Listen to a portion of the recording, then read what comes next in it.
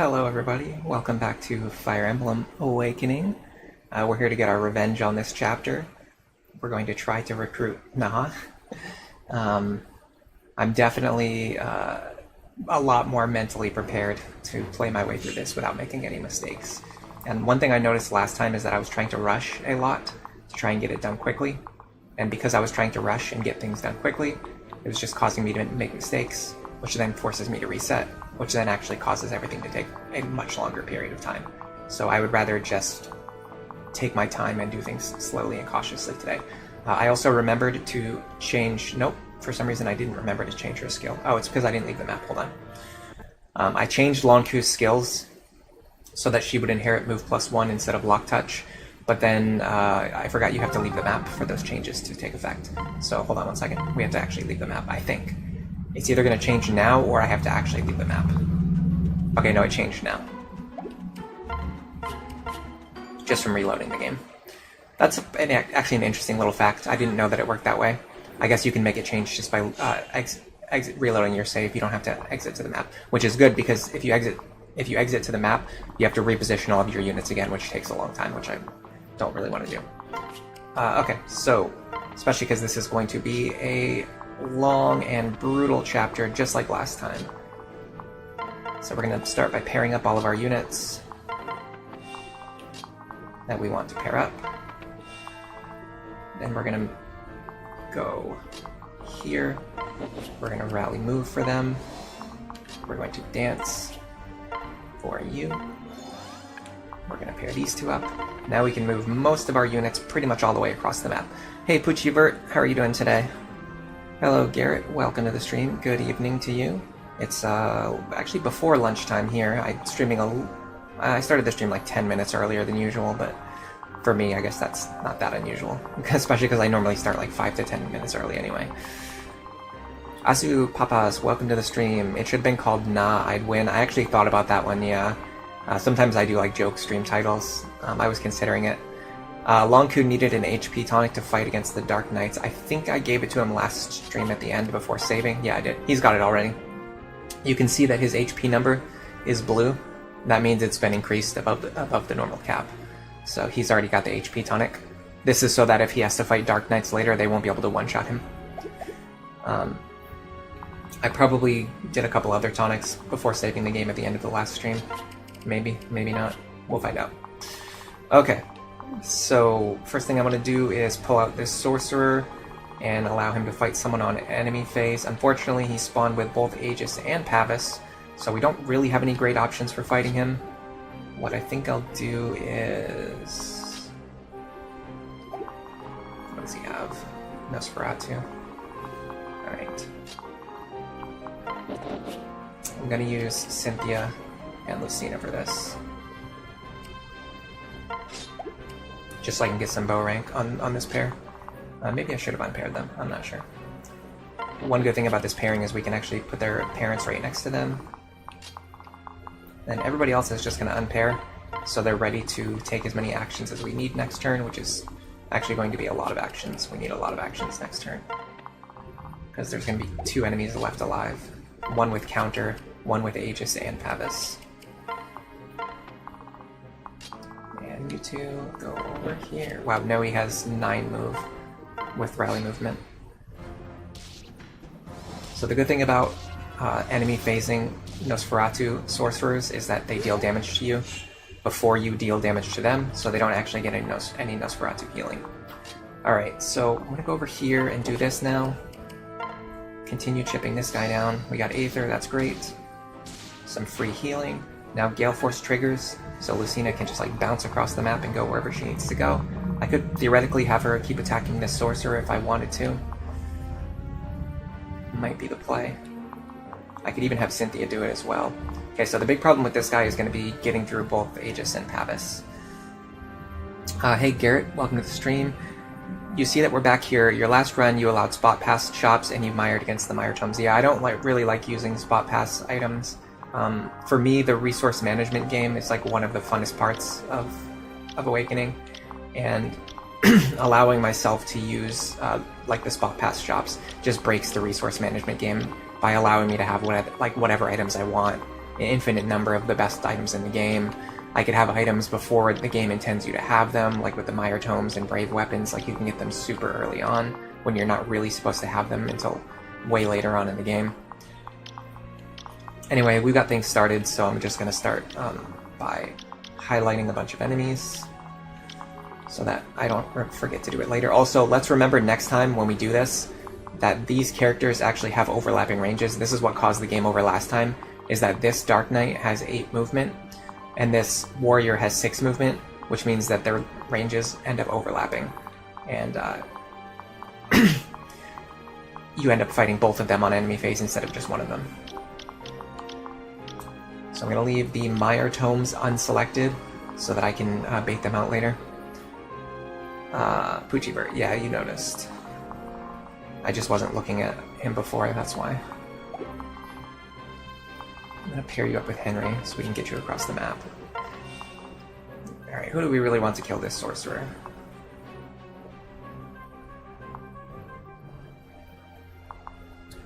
Ideally, honestly, it's going to be someone with pretty high resistance.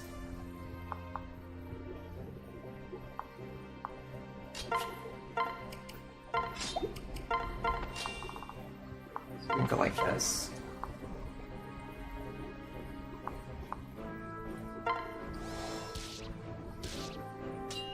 Scanning through her available weapons, and maybe I'll do this again later, but it really demonstrates a point that I want to make in a future video, and I've talked about it briefly on stream before, but once you get to a certain point in the game, especially like the mid to late game, 1 second, sorry, I need some water.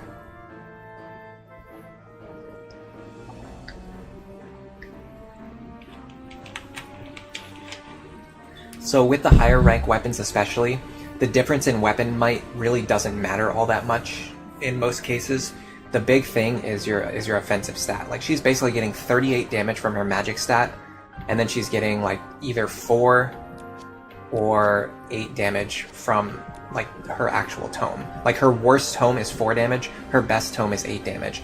That seems like a lot because 8 is twice as much as 4, but it's really not, because 38 plus 8 is 46. 38 plus 4 is 42. So 46 over 42, it's really only 9% extra damage. It's basically 10% more damage. It's not twice as much damage. It's like 10% more damage. It just, like, the actual tome you're using, the actual weapon you're using, really doesn't matter that much once your magic stat or your strength stat gets high enough. It typically only matters at the beginning of the game, and this is one of the reasons why I trash on Armthrift builds so much. Because having like a super powerful weapon, like having a bunch of copies of a super powerful weapon, is not really that much different from just having like a normal amount of copies of a like mid-tier or even low-tier weapon where you just have a bunch of them already. Okay, you two go over here. I need some healing here. I can actually do that like this. Yeah, I'm fine with this.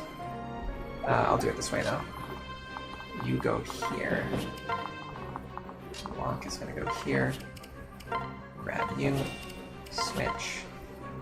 Mend is fine. I have to remember though, we were running low on stabs.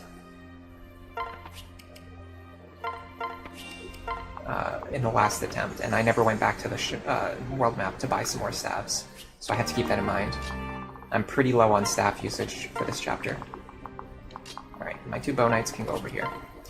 Hello Danny, welcome to the stream, thanks for being here today. This is your most hated map. Yeah, you should have seen last week. We spent like... God, I don't even want to think about how much time we spent trying to clear this map last week, and we didn't even clear it because I kept making a bunch of mistakes. Because I couldn't focus on the game, I had other stuff going on. And now we're here doing it again. Your Armthrift Donald is your best build, yeah.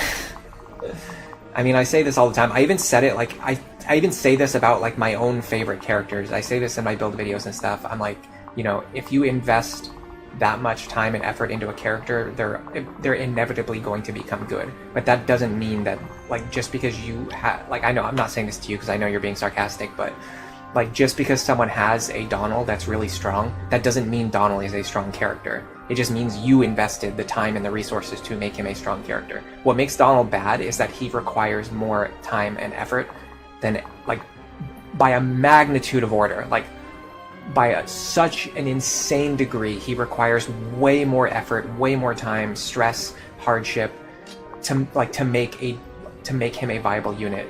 And then he's still like just not any better than anyone else. He's arguably worse than like several other characters who go into the same niche.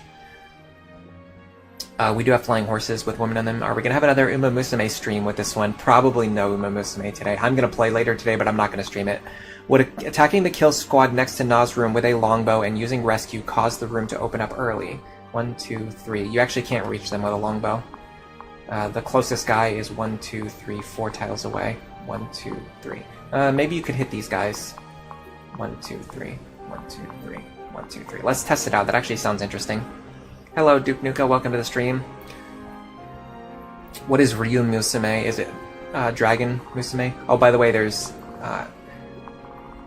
speaking of Japanese, I want to do a short little Japanese lesson today regarding these chests. I have something in mind. Don't let me forget it, guys. Unsurprisingly, Severa is running away with this pole. That's exactly what I expected to happen. Alright, let's take a look at this guy. He doesn't have anything that particularly scares me. So what I'd like to do is get these two paired back up. We're going to run over here. I would love for Lucina to get this kill. In fact, I think we kind of calced that she can't get the kill. We have to do it this way. Parallel falchion here. And then... No, Javelin doesn't really do it either. Okay, so hold on a second. I'm pretty sure we had a way to kill them last time. It's not going to be this pair, because their offensive power is not really any higher. Plus, they don't have Gale Force, so that wouldn't even matter. Hold on a second. The big problem is these guys, so what we need to do, we need to run in, we need to kill this guy, and then we need to run back out.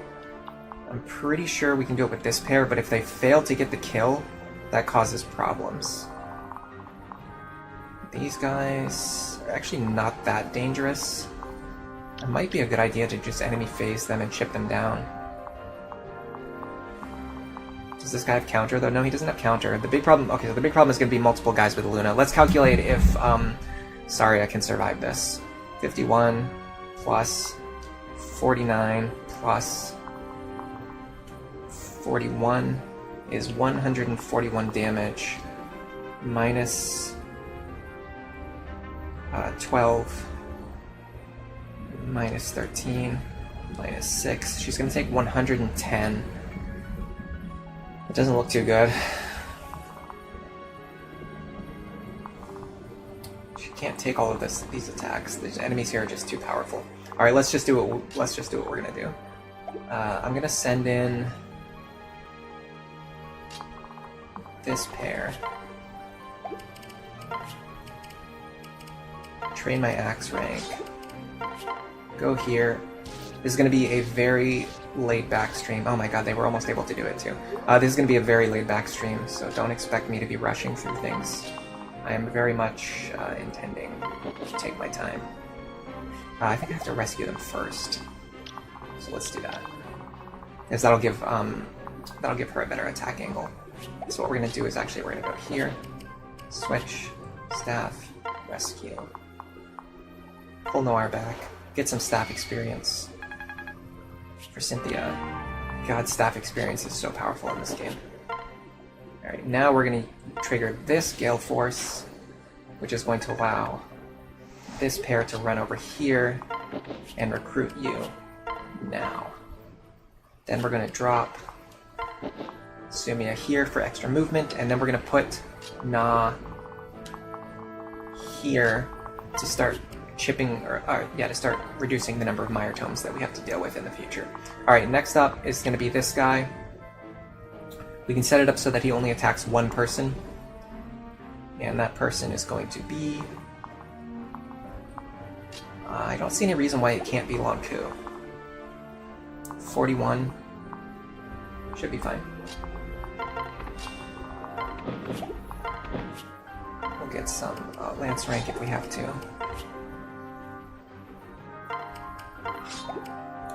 Alright. I can just go like this. Dance for you.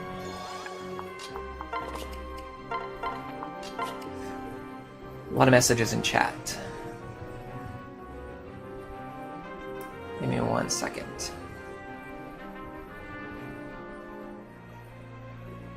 Akimbo Infernape, don't forget to do the Japanese lesson with cheats. I don't know what cheats you're referring to, sorry. She came back in Faith. That was because she was popular, right? I'm not sure what you mean by that either. What were you guys talking about? She came back in Faith because she was popular. Even if you go out of your way to train Donald, he'd be good at nothing special, considering that everyone else in Awakening can be extremely strong if you invest in them. Yeah, the big thing about Donald that people don't really talk about, people talk about his really weak, his really slow start. People don't talk about the fact that he has a smaller class set than any other character in the game. He literally has the smallest class set of any character in the game. It's absurd. I should remove the enemy's defense or resistance when calculating the percent difference between two weapons. Yeah, I guess so. I mean, that does make it a little bit bigger of a difference. It is like, yeah, it's like more like a 20% difference than a 10%, but it's still way smaller than it seems at the surface. Oh, you're talking about Severa. She's popular because she's in Faith, yeah. In Fates, yeah. I see what you're saying. She came back in Fates, not she came back in Faith. And I mean, honestly, she's always been popular, though. She's just a really popular character. I know, like, Owain ran away with the last poll, too. That's not just because he was in Fates. It's almost like, it's more like they were in Fates because they were popular. Not like they're popular because they're in Fates, but it's kind of goes both. Zeedley, welcome to the stream. You've been inspired to try Lunatic Plus for the first time, and you want to try an unconventional Lucina build, going Troubadour and then Valkyrie with Maribel as the mother. Does that work? Yeah, I think Maribel is actually a great mother for Lucina. If you want to do a magical Lucina at all, I think Maribel is the best mother. On top of that,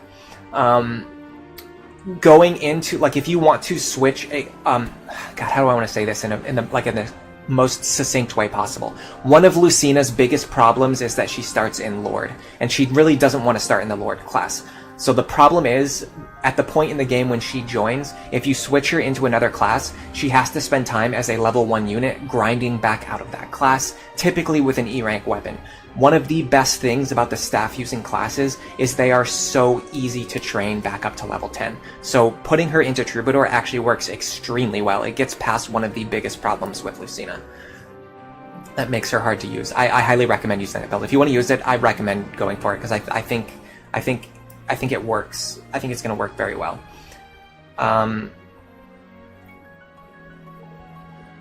The reason she was in Fates was because she was popular. Yeah, that's exactly correct. It was from a popularity poll. Skywing says, if you invest 20 levels into Donald and then use a second seal and compare him to another unit who leveled 20 times, it wouldn't even be close how much better Donald is, but great minds can disagree. Yeah, I mean, we're definitely gonna have to disagree on that point. At a brief moment in time, on a purely statistical comparison, if you look at level 20 Donald versus level 20 Gregor, it's not even going to be level 20 Donald. It's going to be like level 30 Donald versus level 30 Gregor. Level 30 Donald will look better. The problem is, the difference is going to get smaller and smaller over time. Eventually, like level 40 Gregor is going to look very similar to level 40 Donald. Level 50 Gregor is going to look very similar to level 50 Donald. And you're only looking at the stats. You're not looking at the ridiculous amount of effort it took to get Donald to that point. And you're not looking at the fact that Gregor has so many better classes that he can go into that Donald does not have access to. Like, it's not that straightforward of a comparison.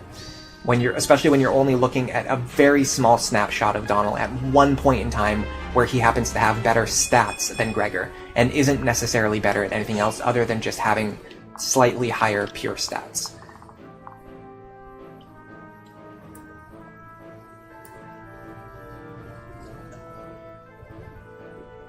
Severa is in the Spring Scramble map. Yeah, we're gonna do actually we're gonna do like all of the DLC at the very end of this playthrough, basically. Once we get to the end, I'm gonna use Lon Ku to kill Grima. We're pretty sure lethality doesn't work against Grima, but we're gonna test it anyway, just because I like testing things for myself. And then even if it works, even if lethality doesn't work, I can just kill him anyway with like critical hits, brave weapons, tonics, rallies, pair-ups, things like that. It's part of the reason we're doing the Noe pair-up. So the plus 9 damage that we're getting from Noe, if we're using a brave weapon, That's an extra 36 damage, which is just unbelievable. And then if you add Rally Strength on top of that, that's 9 plus 4, which is 13, times 4, which is an extra 52 damage. You can get an extra 52 damage with the right pair-up and a Rally Strength. And then after we kill Grima with Longu, we're going to reload our save. And then I'm just going to go through and I'm going to do all the DLC maps. Show off like all the different DLC in the game. Oh god, excuse me guys. I've talked about this before, but you can get acid reflux problems. I have acid reflux, if you don't know this. I talk about it all the time on stream. You can get acid reflux problems from eating too much, so I don't like to eat before stream. But then also you can get acid reflux problems from not eating, which is like, there's just like no winning. So like if your stomach is empty or if it's too full, you get acid reflux. Dragon skin nullifies lethality. I know that's what the wiki says. I'm saying I want to personally test it myself because I personally like testing things to see if they work. And it's not impossible for a wiki to be wrong. People can write whatever they want on the wiki. I'm not saying that it is wrong, I'm just saying it is possible that it is wrong, which is why I like testing things myself. What are my thoughts on the Nameless Maiden for Lucina builds? I think it's the worst mother in the game for Lucina. Maybe not even for the reason you're thinking. One of the reasons using any of the other mothers is good is because you get 2 children for a single S-rank pairing, and in no grind that's pretty powerful. Although in Lucina's case it's less powerful because she doesn't actually give an extra paralog. If Fates had Mire, you could use the Mire plus Lunge meta. I think they probably would have made that not work, but who knows, maybe they would have allowed it to work. Alright, so we should be able to fight these guys without getting one shot as long as they don't have Luna, but unfortunately this one has Luna. Although I think we can still fight him without getting one shot. Because it's only going to do 45 damage. Yeah, so Lonku could fight this guy if we really wanted them to. Unfortunately, Lonku is like already very strong. What we need to do is like, we need to be training Cynthia, Noir, Lucina, Severa, and so forth. So I'm going to see if we can kind of power our way through this using those characters. So let's start with this.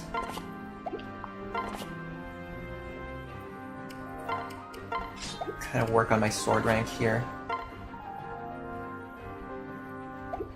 We're going to take an extra 8 damage.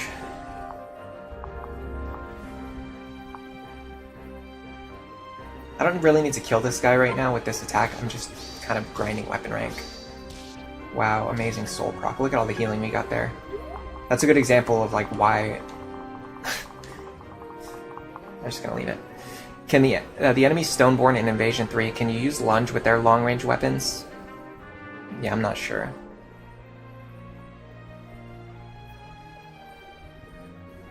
Not having Infantry Rush... It's an insane... Infantry Rush? What in the world is Infantry Rush? What are you guys talking about today? In all seriousness about Donald, at least he's a great father for Gale. He can be used as a good father for several units if you want, like if you can find a way to fit him into your build order. In no grind, it's difficult, but if you're allowing yourself to grind, Donald becomes a lot better, and he also becomes better as a father. For Maribel Lucina, would you want to reclass Maribel to pass down something other than Dual Support Plus? Reclassing to Mage to get Magic +2 sounds good for... Yeah. So there's a couple different things you could consider doing. If you're going to bench Maribel, I think reclassing to Mage at the last possible moment and then passing over Magic +2 could actually work. But if you're not going to bench Maribel, you probably don't want to do that because that's going to kind of soft lock Maribel. She's not going to be able to train back out of Mage, and you're going to be stuck with a level 1 like unit that you can't use for anything. Other skills that she could pass down, it's going to be tough because, like you mentioned, you're bringing Lucina through Valkyrie anyway, so she's eventually going to get all of the skills that Maribel would pass down. You could pass down Dual Support Plus, and then that would allow Lucina to reclass into Sage or something else at level 10 if she wanted to, so she wouldn't have to go all the way to 15 to get Dual Support Plus. You could even send her over to Dark Flyer so that she could be like a tome-using character. She would have Dual Support Plus, she would have Aether, she would have Res +2. Where's my Valkyrie? Here she is. She would have Rally No, she wouldn't have Rally Magic. She would have Rally something. What do they get? Do they get Rally Resistance? Slap him into mercenary. Yeah, okay, we're not having the Donald discussion. We've had it so many times already this year, guys. Armthrift sucks. I almost... oh, God. I mean, it doesn't suck. It's unbelievably overrated, okay? Glass weapons are not that good. They're the same as silver weapons, guys. Glass weapons are literally the same thing as silver weapons. And even silver weapons are not that much better than like steel weapons, because most of your damage is coming from your strength stat. It's not coming from the weapon anyway. The only thing they are is they're just really expensive to forge, because they're expensive, and forging determines how much it costs to add damage to a weapon. So by forging expensive weapons, you're just spending even more money. And the game gives you as much money as you need to just buy the weapons that you need anyway. You don't need Armthrift to play through the game. Even in no grind, you don't. I've beaten the game with no grind, with no Armthrift users, many times over. There's just no reason why you ever need Armthrift. You can use it if you have it, like if you get it on a character. It's nice to have as like an extra thing, but it's just like, it's so far away from being needed. It's unbelievable how much people overrate Armthrift. I'm going for... The thing is, these guys don't really need the experience. Alright, let's do this. Let's use this Beast Killer, just to get some experience. That will also allow us to grind our bow rank, potentially. Okay. Because we triggered Gale Force now too, we can do some staff action. Or we could even do this. Does Lucina survive? Oh yeah, easily. Alright, let's do this. Didn't get the dual strike, it's fine. Kind of weakens this guy enough that someone else can run in and pick up the kill now. Let's have this pair fight together while we're here. I have to be careful though, because this door is going to open up. I think not this turn, I think it's going to be the turn after next. So I think we're fine just standing here. Probably there's no way Henry can fight this guy, no. So we're going to do this. But seriously, I just don't want to have the conversation anymore. We've just had it so many times already, it's just... It's just a waste of time. In fact, we've already been sitting here for like 5 minutes just having me stare at these two enemies without taking any actions. Like, I really have to focus on making the streams like more entertaining by not like sitting here yapping about stuff that doesn't matter for way more time than I should be.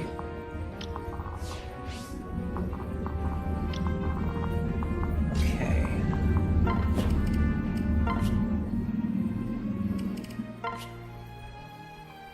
I want to get past as soon as possible, so I'm going to do this.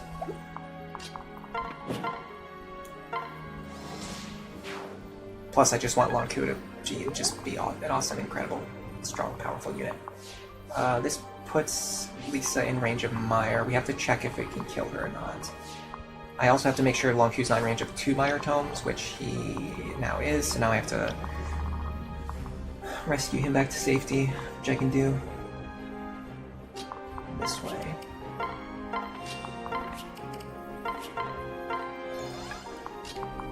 Well, we're getting staff experience.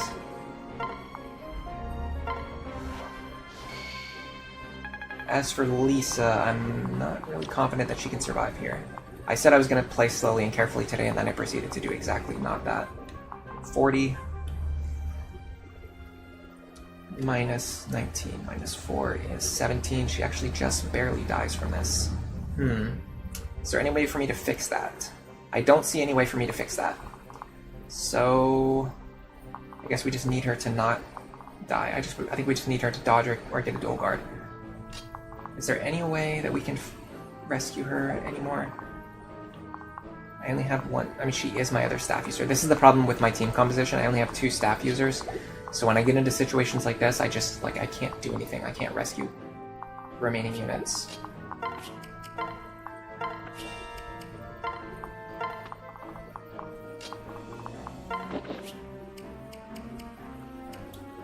trying to think if I have anything else up my sleeve. I don't think so. I'm just gonna go like this and see what happens. I'm pretty sure Lisa's about to die. We're gonna have to reset. Oh, dual guard, nice. Okay. So, here's the fun part. We're going to have to spend a lot of time baiting out Mire Tome uses. Before that, yeah, I have to get rid of this Mire Tome before anything else. Just gonna put our units over here. This is by far the least fun, least interesting thing that's probably ever going to happen in this entire playthrough. And we've already done it like 4 times last week. I want Robin over here so that they can't crit us. Alright. I'm gonna let Long Q take one.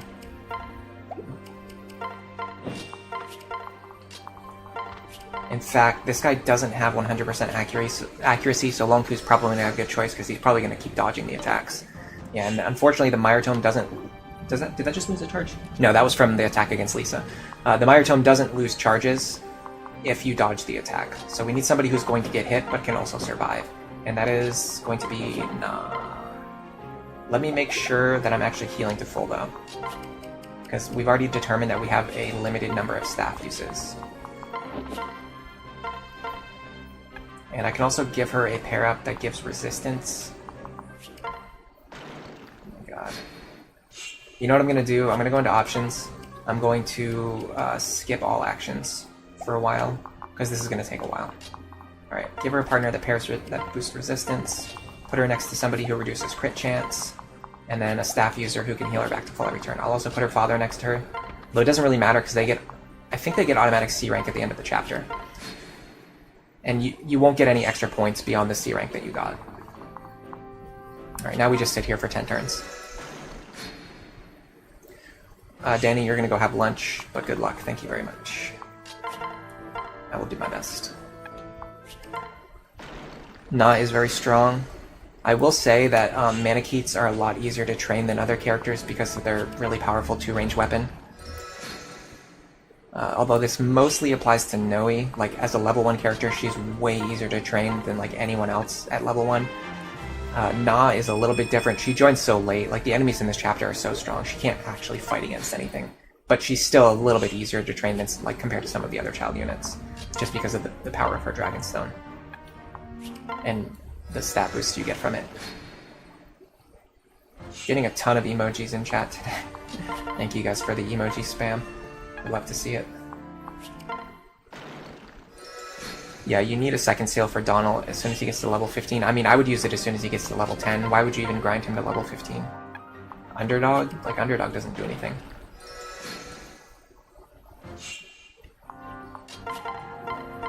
Even with Donald's lack of skills, I wouldn't take Underdog. I would rather switch him as soon as possible. Alright, come on. How many Mire Tomes do you have left? 2 more? Good God. Throw away all the Jagans. Jagans are for weaklings. I mean, we love Frederick here, though. This is a Frederick loving and supporting channel. Alright. Guess what? We are halfway done. I actually considerably sped up this process, I will say. This was a lot slower last time. Because I started skipping turns. We're gonna go up here. We're gonna burn these 10. If this one has... I think we determined that Luna doesn't actually trigger, which we can check now. Because she was surviving on 16 HP. Which means we can just go like this. And then see if she's surviving on 16 HP or if she's surviving on a different lower value. Unfortunately, I would like to use this time to get caught up and read a bunch of chats, but it's actually pretty difficult to do that because while I'm doing this, I have to pay attention to the enemy HP values. I need to get another Mend Staff. I probably need to send Chrom up here.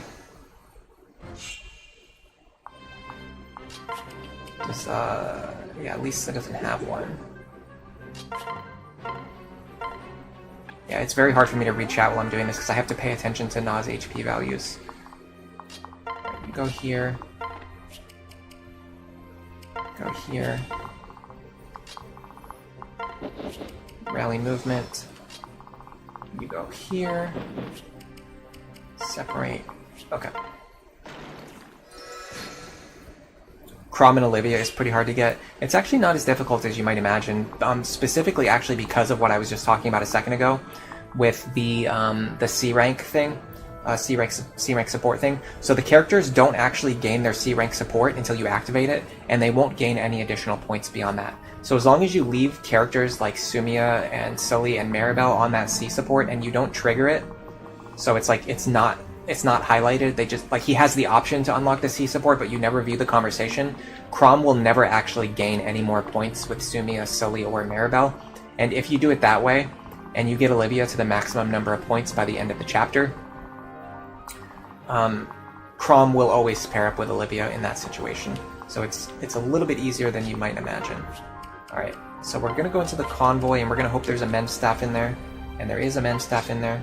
In fact, there's two, so we're going to do this. I'm going to go like this. I'm going to burn the one that only has one charge.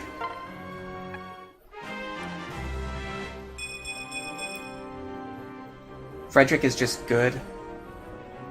I have no idea what you're saying. Some kind of reference or joke or meme. You've never used Na before? I've used her on one previous playthrough where she was Robin's daughter. But that was my, I'm pretty sure that was a grinding playthrough, so. But I can definitely see how she would be a lot more useful in a, like, she could still be useful in a no-grind context. Oh my god. Hey, how's everyone doing today? Have you done anything more interesting than sitting here spamming end turn for 30 turns to get rid of Mire tomes? I have to imagine you've done something at least slightly more interesting. Noara also, yeah, she's also relatively easy to train because bows are really strong, especially in Lunatic and Lunatic Plus. The map isn't hard, it's just tedious. Yeah, I 100% agree with that. Like, I could absolutely have beaten this map last week. I can absolutely beat this map today. There's no, like, RNG, there's no difficulty. Like, we can't, like, there's not a case where we're gonna get overwhelmed, like, by the map being so difficult that it's gonna be hard for us to find a way to win.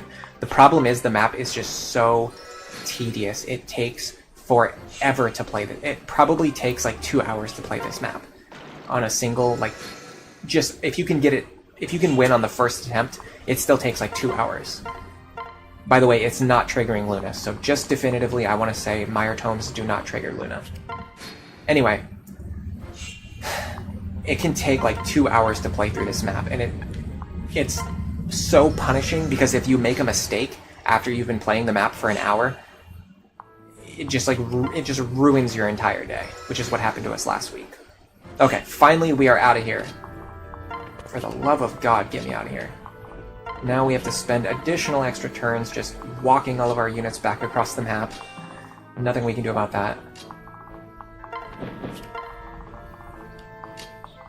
The extra time that it would take to figure out like a movement tech to get everyone across the map more quickly would probably take more time than just sending them over. So we're just going to send them over. Nice and slow. And then we're going to figure out how to fight this Dark Knight. This Dark Knight is going to be our next target, because we can pull him out individually.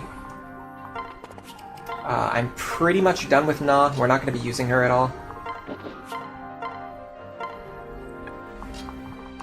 I would love to get Cynthia up to level 15 soon, which I'm pretty sure we can do. Especially if we dance for her right now and have her heal Lucina. Nice. Okay. So now she has Lance Fair. That is a huge damage increase. Problem is we have to decide what to get rid of. Probably Relief. I don't think Relief's doing anything for us. You can make a pretty good argument for getting... Oops. You can make a good argument for getting rid of Aether, just because it's unreliable, but... You wish the Taguel were more on par with Manicheets. So the Manicheets are easier to train, and that you definitely can't undervalue the power of having a 1-2 range weapon. I will say for Manicheets, their base stats, like their combat stats, are really powerful, and they give awesome pair-up stats as well. Would it be funny if I won this map first try today? I mean, that would be my goal. I really want to win first try today. I do not want to sit here for 4 to 5 hours playing this map. especially because I have things to do tonight.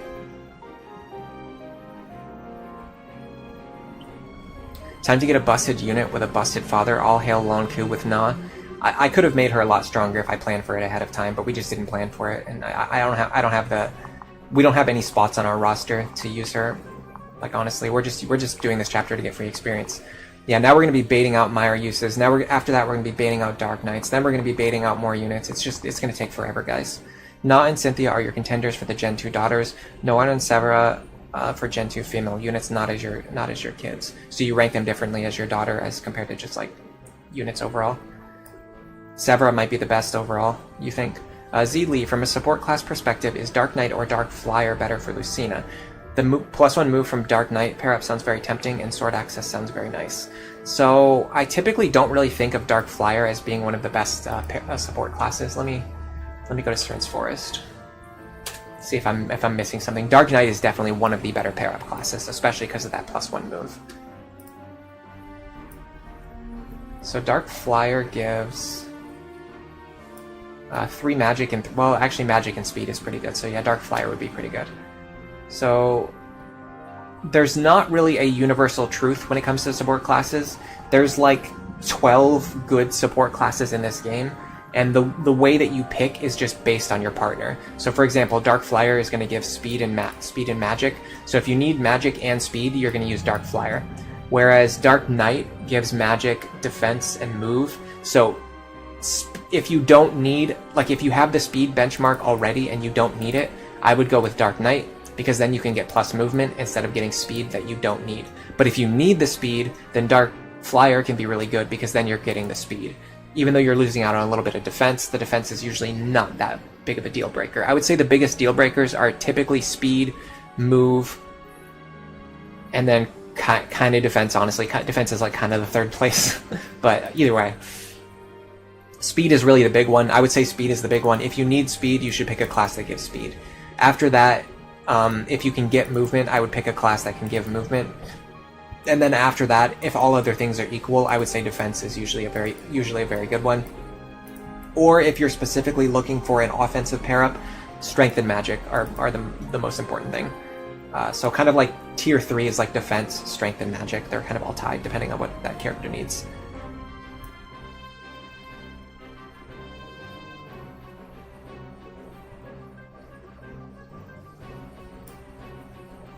You think Great Knight is the best support class?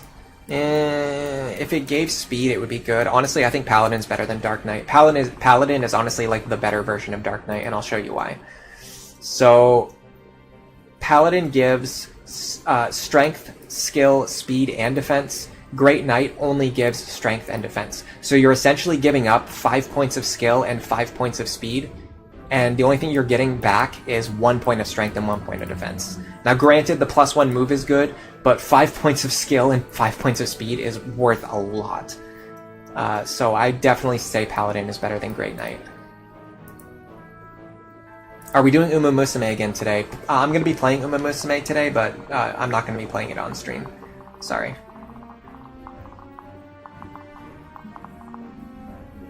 I just I have to preserve my vocal cords, and I just feel a little bit like sick, a little bit of acid reflux already, so I'm not gonna push myself by streaming twice today. Okay, we would like to use a hand axe user here if possible. Where is Severa? I see her, she's here. She needs a heal, which is good. That's gonna give us some more staff experience. Should I start training Lisa again? Maybe.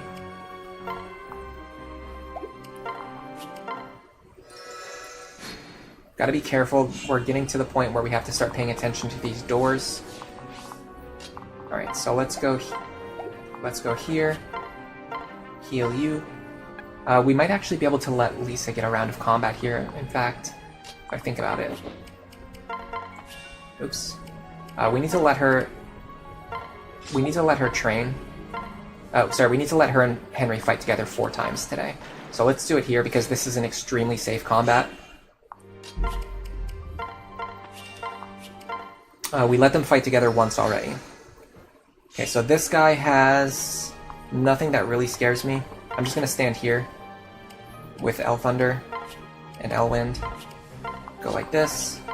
I'll put Robin over here so that she doesn't get crit. I don't think there's a crit chance, but whatever. She could also potentially crit this enemy. I'll even rally speed for her. I could have rallied skill as well. Oh, I have to turn off, I have to turn actions back on. Okay. Very cool, and he doesn't have Vantage either, so we could potentially set up a kill for Henry, although I'm not really seeing it happening. He just doesn't have the damage. And this enemy's going to cut his damage in half as well. Alright, so we're going to pull this group back out. We're going to rally for this group. Now we're going to send you here. And I would like to get a kill with a hand axe if possible. God, her damage sucks. Okay.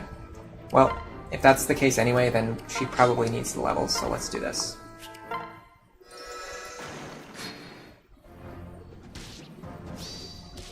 Beautiful 1 damage heal from Soul. I mean, I can just do this as much as I want, right?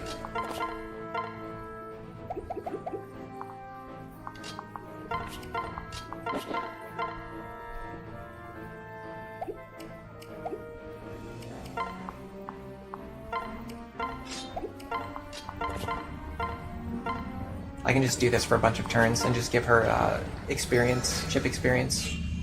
And then if I happen to get a dual strike, then it's also a kill. She can't crit, he can't crit me, so I can just sit here and do this for a while. I love those 1 damage heals from Soul. The thing is, once she gets stronger, the Soul healing is going to be better. Right now she has the skill to consistently activate Soul, but she doesn't have the damage for Soul to actually do anything meaningful. I would love it if I had a character with Rally Strength. For future routes, I'm really trying to plan around getting Vake into Warrior, so I can use Rally Strength in my builds, because waiting till the end of the game to have Basilio do it is a little bit rough.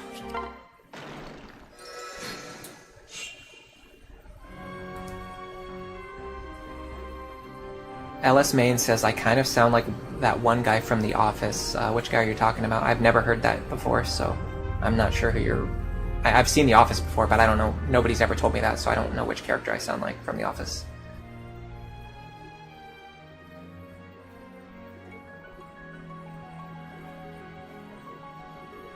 LS. Oh, do you need the DLC to beat Lunatic mode? No, definitely not. I can beat it on Lunatic Plus without DLC, without Spot Pass. Did we restart again? No, this map just takes forever. This map literally just takes forever. And we spent too much time yapping also. You're sick too. The thing is, I'm sick like every single day. If I eat too much or if I eat too little, I get sick because of acid reflux. So it's a little different. I'm not sick like in the way that you're probably sick right now. You're probably dealing with something much worse than I am. I'm just dealing with like my everyday sickness. Alright, finally. Killed that guy.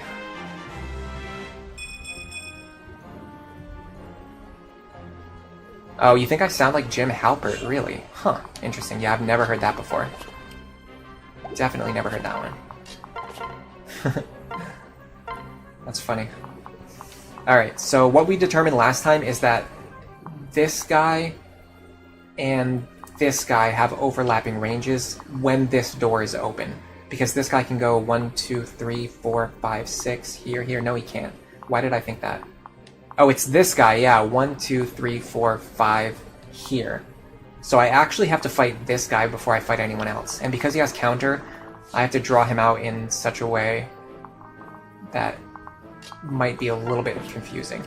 But I have to go like this, with no weapons equipped, and then wait for the door to open, and for him to come over here and attack me.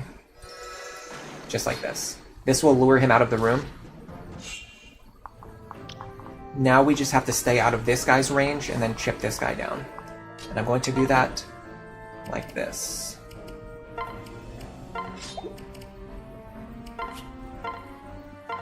Beautiful synergy between this pair.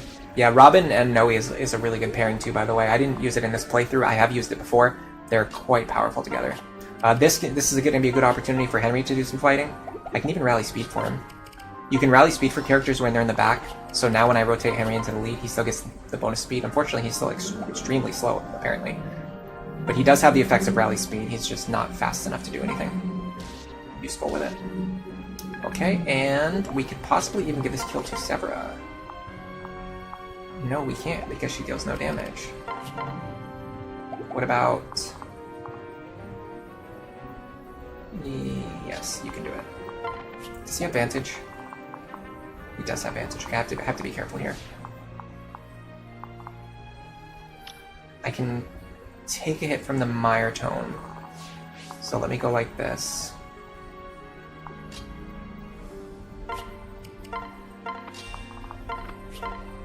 This should be fine. And I think we've already determined that these enemies in this room are not going to come out and attack her. I don't think. I feel like I'm pretty sure we tested that last time. If I'm wrong, then we're about to be in for a world of trouble. I haven't really been making use of Olivia either. It's kind of wild that I actually haven't needed Olivia at all this chapter. Aside from a few very specific actions. Alright. Yeah, so that door on the south side won't open up if I just have a unit standing here. Because I know that, I'm going to spend a little bit of time grinding out more Mire tomes before I do anything else.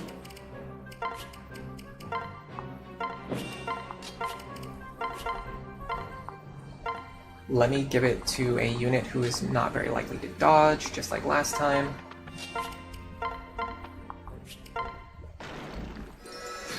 Oh. I'm a little bit scared, honestly. I'm a little bit scared of, like... Oh, yeah. Is this guy moving? Let's get rid of this guy first. I'm kind of scared of this guy, I'm going to be honest. I'm actually scared of this guy. Alright, let's do this. This should be the 4th time that they're fighting together, so we don't need them to get any more combat for the rest of the chapter.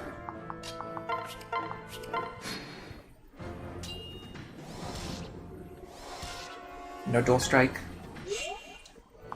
I'm gonna put them over here. Okay. Now we can just, like, kind of take our time. Where did I put Severa?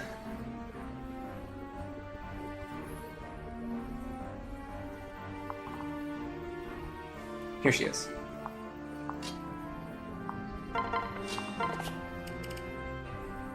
The problem is, I think if the door opens up, he might move into one range with me. I can't remember where the door is. 1, 2, 3, 4, 5, 6. 1, 2, 3, 4, 5, 6, 7, 8. Yeah, if the door is within 2 tiles of him, if the door is here, he can go through it and attack me at one range. If he attacks me at one range, it doesn't really matter, though. So we'll just do this. I do want to make sure I get my other units out of the way, though, so that they don't get attacked. Something like this should work. Alright, let's see what happens. Yeah, he might move into one range. No, he moves into 2 range anyway. God, these guys are so overpowered. Yeah, the enemies in this map are so overstated. It's crazy. They have 70 HP. Like, seriously, that's almost the cap. Like, they have almost capped HP. And then they have very high defense on top of that, which makes it really hard to fight them.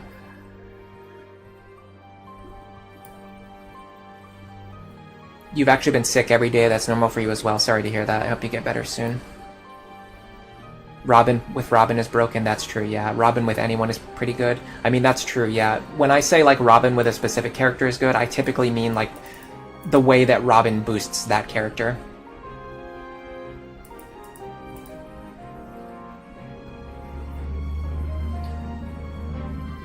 Donald could be the Lancer from the Spike Floor DLC if he used more than 10% of his power. Robin with Village Girl would be broken. Yeah, so when I say Robin and like, Noe is good, what I mean is that it's good for Noe, and it's good for Na. Robin, the only one that is, like, pretty different is Saria. Like, Robin Saria is the one case where, like, she actually benefits him a lot. And female Robin is also a little different. There's actually a lot of male partners who benefit female Robin a lot, because she doesn't have access to, she doesn't have access to Berserker. She doesn't have access to...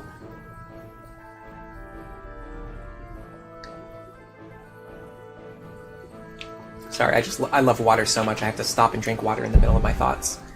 You guys are talking about Chapter 12. Yeah, I knew you were talking about Chapter 12. This chapter is going to take at least 2.5 hours. I hope not. I hope I can get it done in less than 2 hours.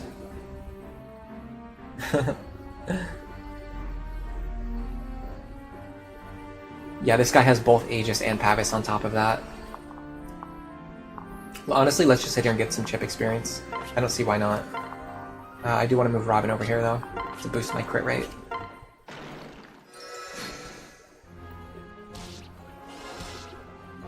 I do need to heal. I completely forgot about the fact that I need to heal. That's kind of important, isn't it? Pair up. Here. You go here. I can technically rally speed every turn if I want to. The good thing is, because he has both so you have to. One thing you have to learn to identify in this game is that like, for example, when an enemy has both Aegis and Pavis, it means that they don't have counter. It means that they don't have Luna Plus. It means that they don't have Hawkeye. So, for example, we can dodge his attacks, and his attacks aren't going to be dealing like Luna boosted damage to us. So those are like things we can take away. We can use to our advantage. This is great, actually. We're getting a lot of weapon rank here.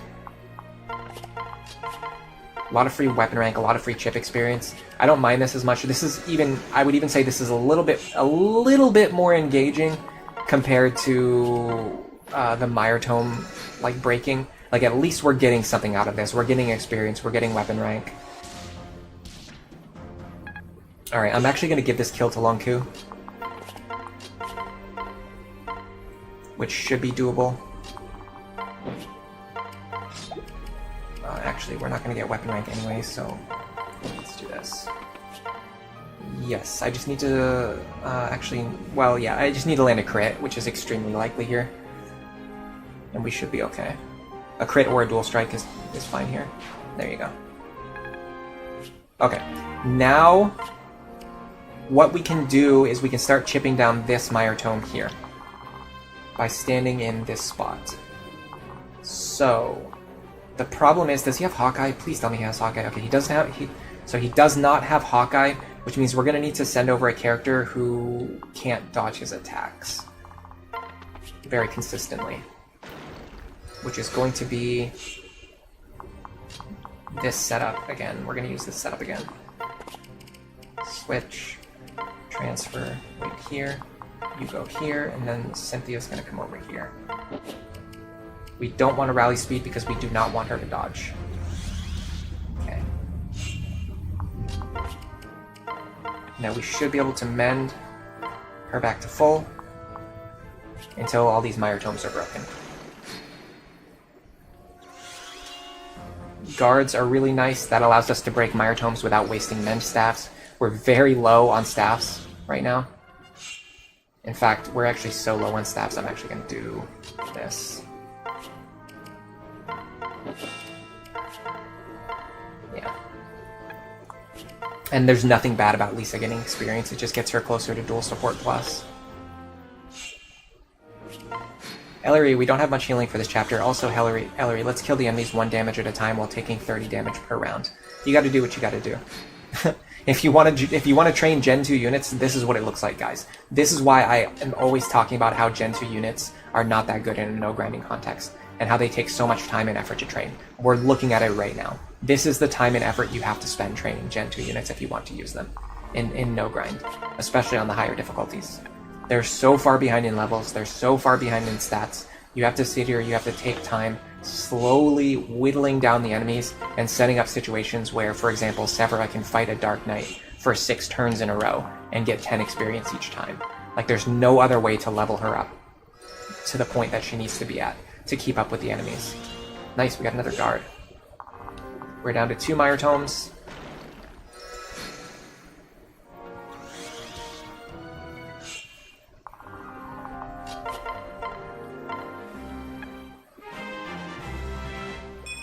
We should be able to pull all of the remaining enemies out of these hallways one at a time. I think last time I was trying to rush. I'm going to try to not do that this time. We need him to actually hit us so he breaks the tone. You did a Lunatic playthrough with Archer, Lucina, inheriting discipline from Sully. It helps so much. Yeah, I'm planning to do that for my Iron Man, Lunatic plus Iron Man. I want to use Sully as the mother for Lucina because it requires the least amount of It requires the least amount of like support rank grinding, and then also it gives discipline to Lucina, which is a skill that she really wants.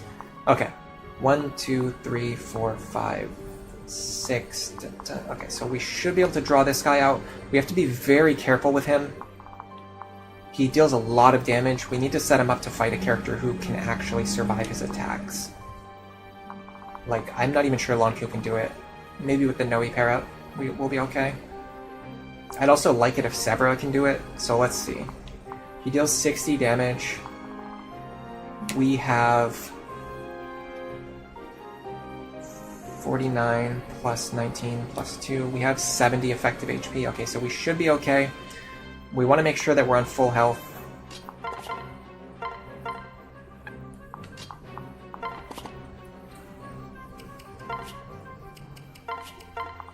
We want Robin here.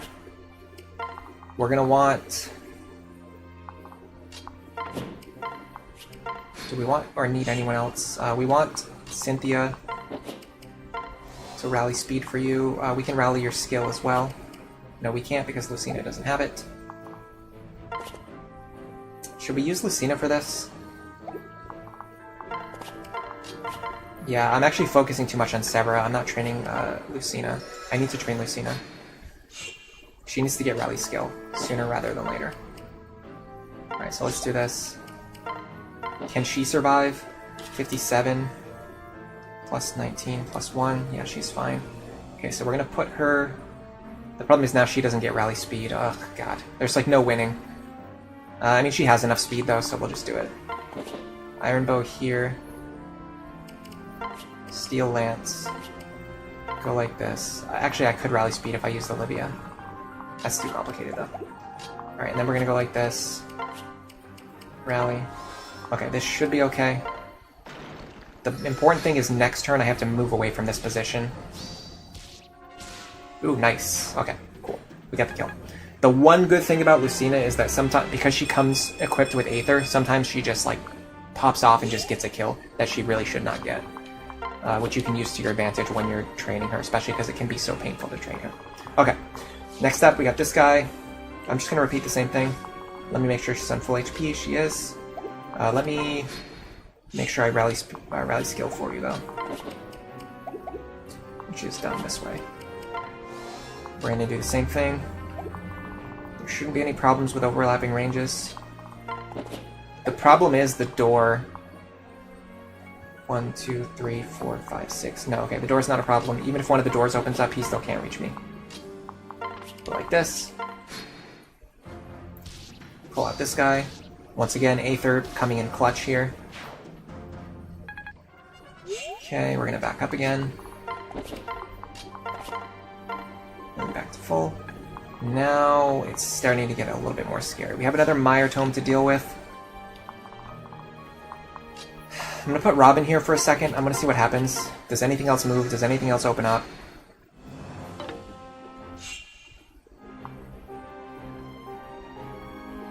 How much damage does he actually do? 40? Is there any way I can get a character who has like almost 40 resistance? Sort of. I can use Lisa.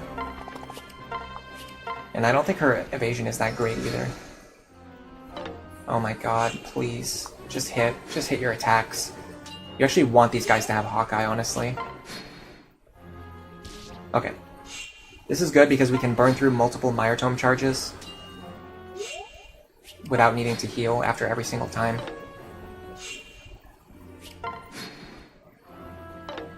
If it seems like I'm ignoring chat today, I'm not necessarily ignoring chat, but this is such a long chapter. Like, I don't want to keep stopping and reading chat constantly. Especially when there's a lot of... I absolutely appreciate the fact that there's so many people here today. There's so many people chatting today. But, like, if I stop to read all these messages, like, it's just going to take forever to get through this. And I just can't do that. I just don't have it in me. So I'm focusing more on gameplay than reading chat for right now. But yeah, with this strategy, we can use Lisa to break multiple Mire Tomes in between each healing, so that we're not wasting as many of our limited healing stabs. We still got 4 left though, even with that in mind. Oh my god. This is why you use Fortify. It's actually not a bad idea. Let me get Crom over here.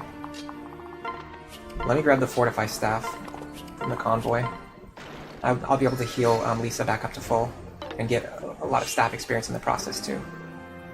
Henry stopped being a good guard. No, actually Henry guarding is a good thing. When Henry guards, it breaks a Mire Tome and I don't take any damage. What's bad is when I dodge. When I dodge, it doesn't break any Mire Tome charges. But yeah. See, I am actually reading chat. I'm just not actively reading every single message out loud. Alright, go into the convoy. We're going to put away this heal staff. We're going to grab the... she actually can't use the Fortify staff. Can she use the Recover staff? Yes, she can use Recover. Is this worth Recover staff charges? I don't know, probably. Honestly, I don't really typically use the Recover staff for anything else, so I might as well just use it here to get some experience on her. And get some, get this over with quicker. You should definitely, if you're playing for, like, optimization, you should absolutely not be doing this. I'm literally wasting resources just to make this grind go slightly faster. Okay, we're gonna go back into the convoy, we're gonna put the Recover staff away, we're gonna take back the heal staff.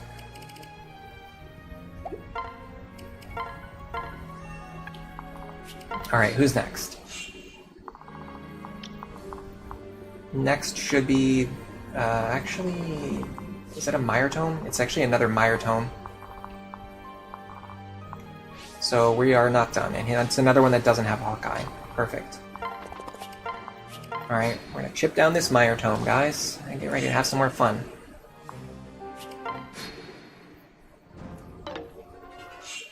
Why does a Dark Mage have a 6-pack? I don't know where you guys are seeing this stuff. Last time people were seeing them having meat on their heads. Now you guys are seeing them with 6-packs. I can actually get away with using less heal stabs if I do it more efficiently than what I'm doing. So let me do that. Go like this. And like this. This is a lot more efficient than what I was doing before. I'll show you why.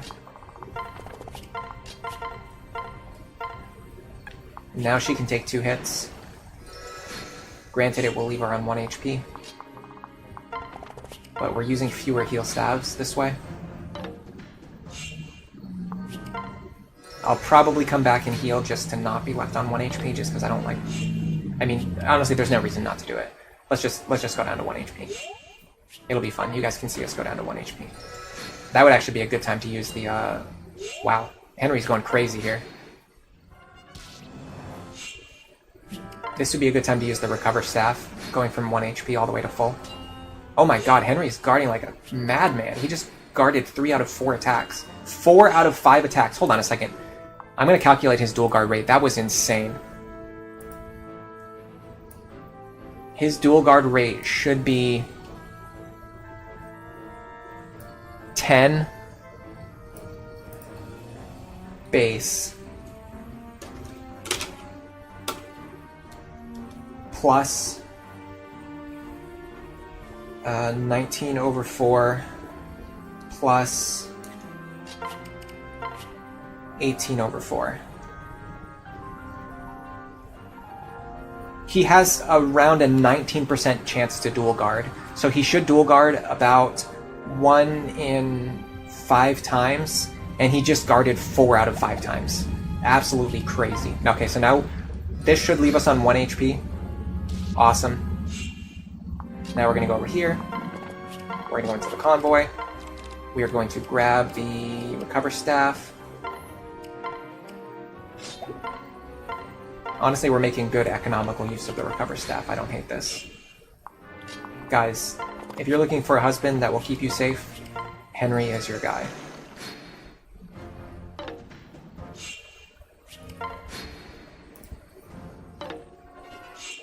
You shall not pass. Oh, I was looking at defense instead of res, yeah, so the value's going to be slightly different, but it's not going to be that different. It's going to be around 20%, honestly. It might be like 21% instead of 19, but trust me when I say it's pretty much the same as what I just calced. The stats actually make a pretty small difference. Alright, so now we need to see which enemy is next. It should be this guy here. the spear user. Against the spear user, honestly, it would be pretty based if we can make use of the hammer. It's actually not essential at all, because we can take our time and chip this guy down as slowly as we need to, which is probably what we should do.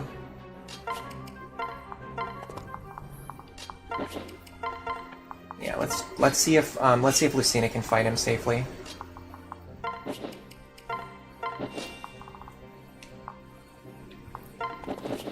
Because if so, in fact, let me let me highlight all the Mire Tome users, because they're actually a problem now. While I'm trying to bait out enemies one at a time, I don't want them to have overlapping ranges. Okay, so he has 54 attack. Oh, for sure we take 54, right?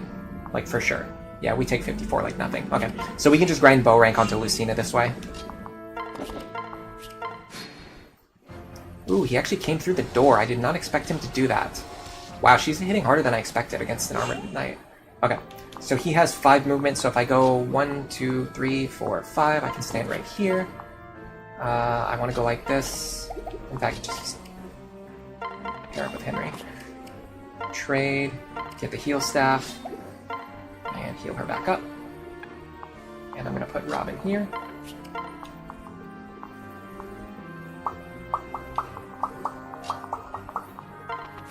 I don't see any problems with this strategy.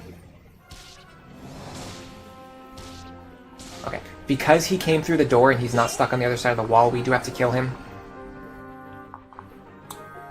So I'll actually give this kill to Robin. It's been a while since Robin got some kills. They're a little bit, they're not, I wouldn't say they're under-leveled, but because their displayed level is relatively low, and we honestly kept their internal level pretty low as well, this effectively just means that Robin can get some good experience by killing the level 7 enemies in this chapter. Yeah, I mean, that's fine, honestly. It's not as good as I expected, but it's fine. They're getting more than, like, 0 experience, I guess is the way to say it. Alright, and then we've got one more guy, a Rex Caliber user. He can go through the door. We'd like for him not to. I'm pretty sure if I stand here this turn, he won't be able to go through the door, because the door will close before he takes an action. So 47, I mean, there shouldn't be any risk of us dying here. No. Okay. So we're going to go like this. So the door should close before he moves. Didn't work, but he went and attacked over the wall anyway, so it doesn't matter. Okay. Now we're going to go over here. We're going to heal you. And we're going to put Robin behind you for the sake of landing crits. Can you guys believe how, like, tedious they made this chapter? It's kind of incredible. Oh, he went to a place that I did not expect him to go. I got very lucky there that Severus' speed is very high. He's not particularly fast either, but still, very scary moment. That could have gone much worse. You really need to pay attention to these doors, guys. You really need to pay attention to these doors.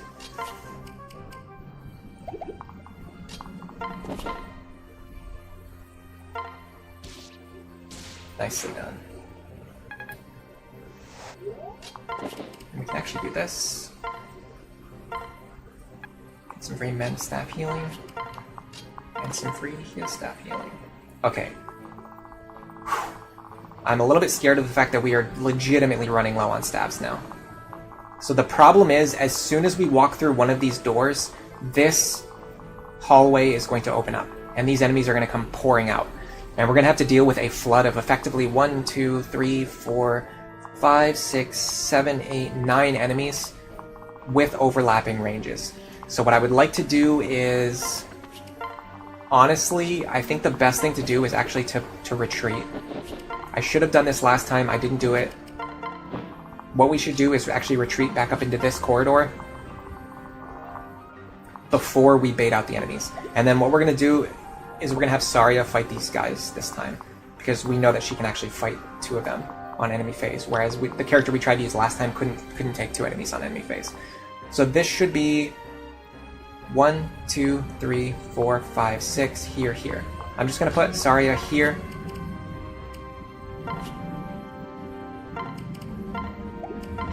With a Nosferatu tome equipped. I don't see any way that this can go wrong. Then what we need is to set up a situation where a character runs in here, kills one of these guys and then gets rescued back out. To that end, I need Lisa over here to rescue. In fact, they don't even necessarily need to get the kill. They just need to... They could potentially trigger Gale Force, although honestly these guys are pretty difficult to kill. Honestly, after moving Sumi all the way back up here, I would say Sumi is probably our best tool for this.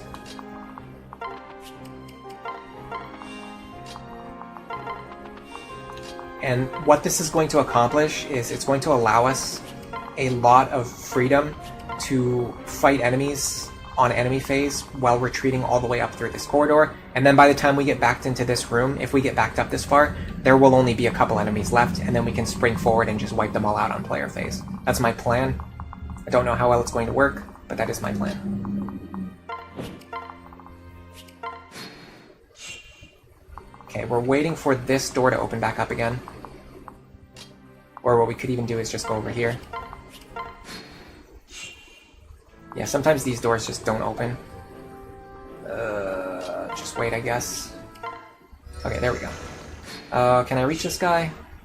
Yeah, I can. Okay. So... he'll resist the damage from my javelin. He also has an insane crit chance. If he crits me, is that bad?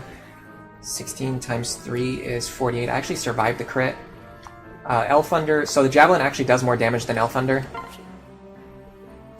What I want is for Crom to land dual strikes and hopefully crits as well. Let's go. Guard didn't matter. If Sumia gets crit here, we're still fine. So here's the problem. I really wanted that to kill, but I guess it doesn't really matter that much. Alright, so we're going to rescue you back to safety. Now on enemy phase, Saria should fight these two. We're really hoping to kill them.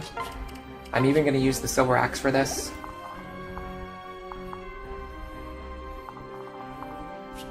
She'll also use Nosferatu, so she shouldn't be at any risk of dying. Beautiful. If the Dark Mage went first, she might have been at a little bit more risk because she would not have dealt as much damage, and she would not have healed herself for as much. But... yeah, see, we would have only healed for 7 damage. I think we would have been fine, though. Alright, now we can plan something around the fact, like, whatever, like, visible ranges these enemies have. So one thing we can do, absolutely, is this. We can use Gale Force to our advantage. Can Lucina get the kill? She needs it more. Yes, she can. Okay, so we're going to give this to Lucina. Now she can run it back. And I'm pretty sure she can leave herself only in range of this enemy, if we want her to fight this enemy. Apparently not. So Ruin is going to be the next big one. Ruin is a high crit rate tome, so we want to make sure we have a character who can survive a crit. Especially because this guy has Hawkeye. Wow. It's probably going to have to be Sumia.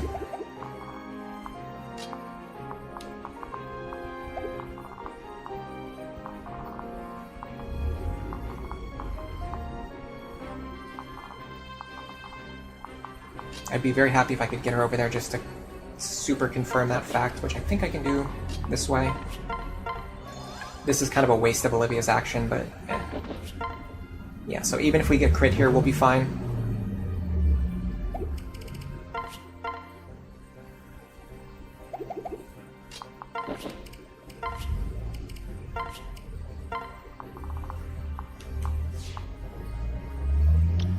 I'm going to put this pair behind them, and then you can just run to safety.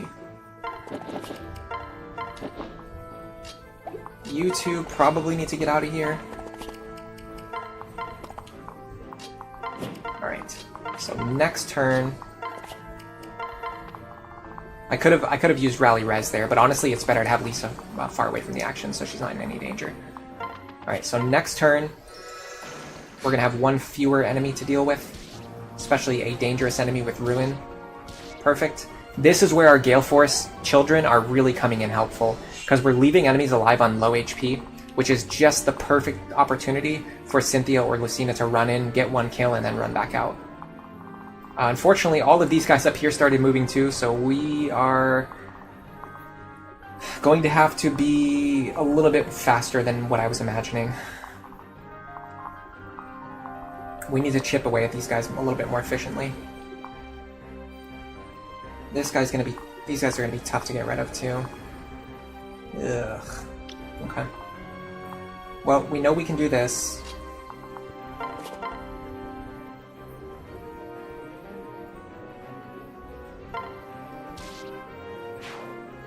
That should get her... Oh, no, actually I did not get her to level 5, not even close. Man, these guys are so overstated for their level. Like, they're so hard to fight. They have so much HP, so much defense, but then their level is actually relatively low. Oh, sorry, I forgot to test out the longbow strategy.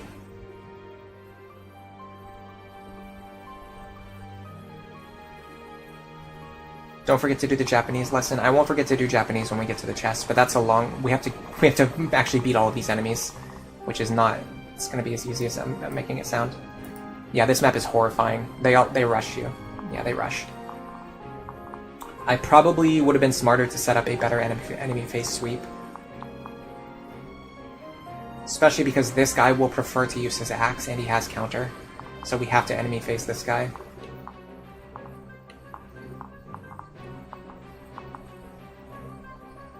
Alright, we're gonna have to start using some rescue stabs. We have to start using rescue stabs here.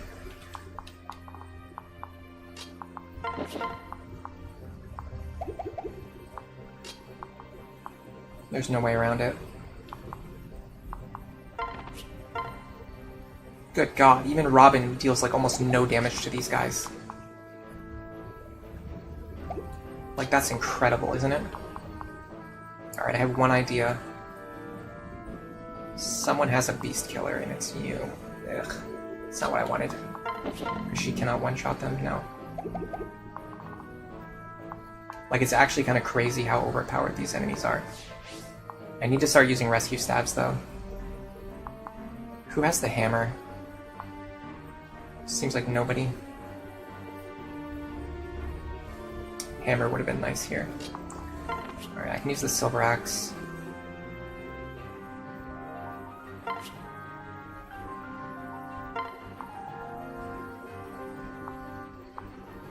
You know what I really want is that Ruin Tome that I put into storage, because a high crit rate would be very nice against these enemies.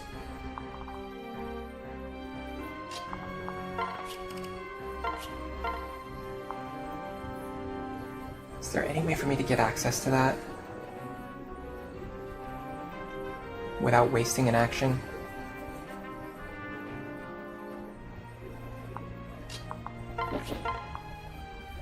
It is crazy how little damage she deals.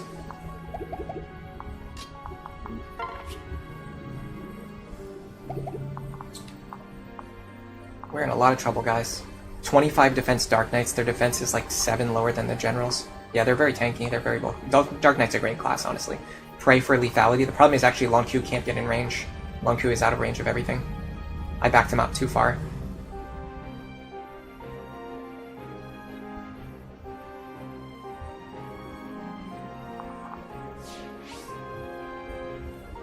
Do I have access to Brave Weapons? No, you get access to Brave Weapons in like the second to last chapter of the game. Anybody who talks about like using Brave Weapons like at any point in a no grind playthrough, other than like to kill Grima, is basically using spot pass shops and DLC. Like, they're not actually playing no grind. I mean, I don't know. It's you get to choose your own definition of what you think no grind is. But in my opinion, buying weapons that you're not supposed to have until the very end of the game is not no grind.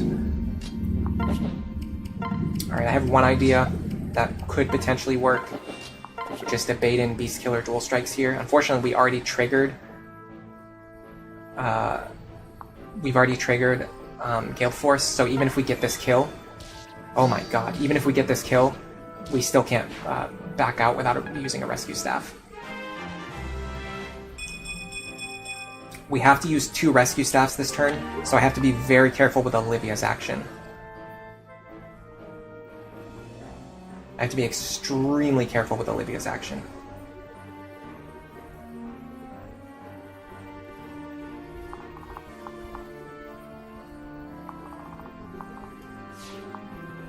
I can enemy phase this guy if I stand at the edge of his range. This is important information. This is very important information. So what I can do is...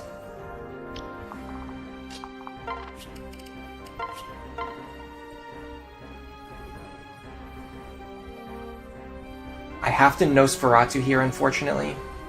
Do I have to? I don't think I have to.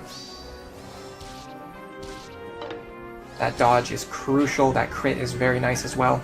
Okay, so what I should be able to do now is rescue Saria into this position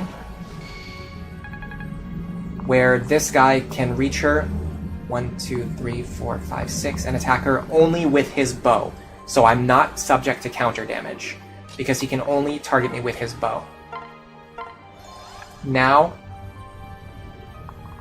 I rescue this pair to safety.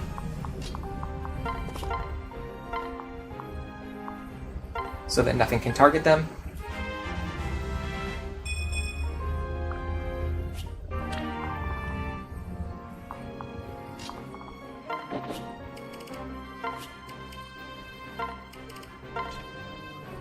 Now I'm going to grab that tome that I wanted. I'm going to give her the Nosferatu so that she heals herself after this guy hits her. I'm also going to give her the Ruin Tome so she can use it later. Then I'm going to just do this. I want Lonku like here, Noe here, you here, you here. And I'll even rally skill. This should allow us some flexibility with our movements next turn for clearing out these enemies. Perfect, that Nosferatu heal is clutch. Now we're hoping to set up something where we kill multiple of these enemies while leaving ourselves in position to get some enemy phase action done without losing any ground this turn. Fortunately, we've got a lot of enemies left alive on full health, a lot of very tanky enemies alive on full health.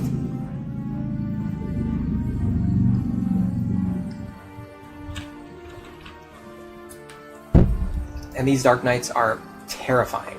I don't want to back up this turn if I don't need to, because I need additional turns to back up later when more enemies start coming. Let's see if Sumiya can get this kill reliably or even at all. So Elf Thunder is going to deal 32 damage.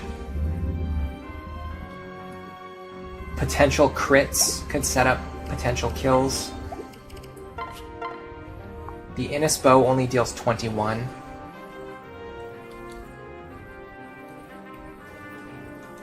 If I get 2 dual strikes, I will exactly kill him.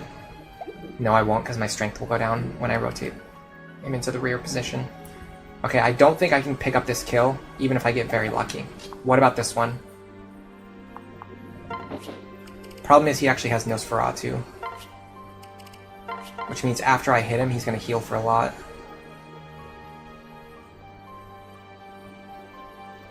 Ugh. Okay, there are ways to make this work, though.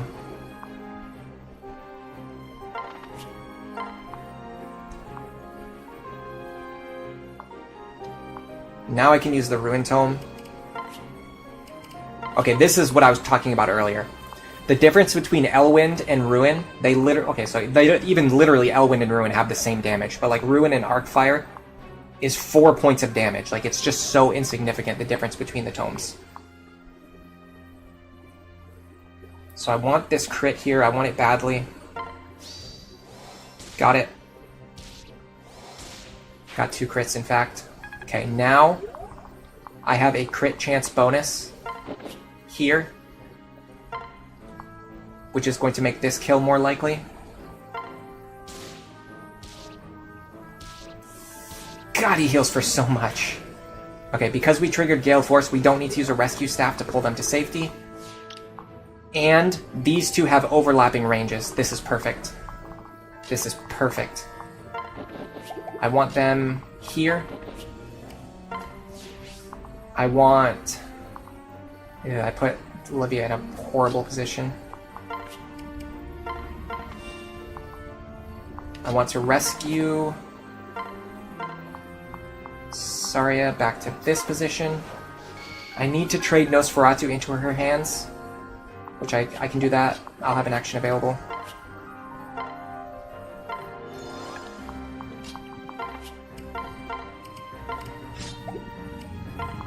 I can also heal these two. This is absolutely worth a recover staff.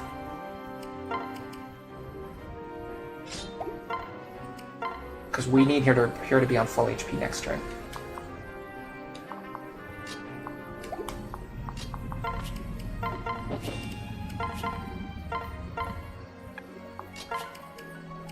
We want as many of these characters to be on full HP next turn as possible, because we need to get some serious work done on the next turn.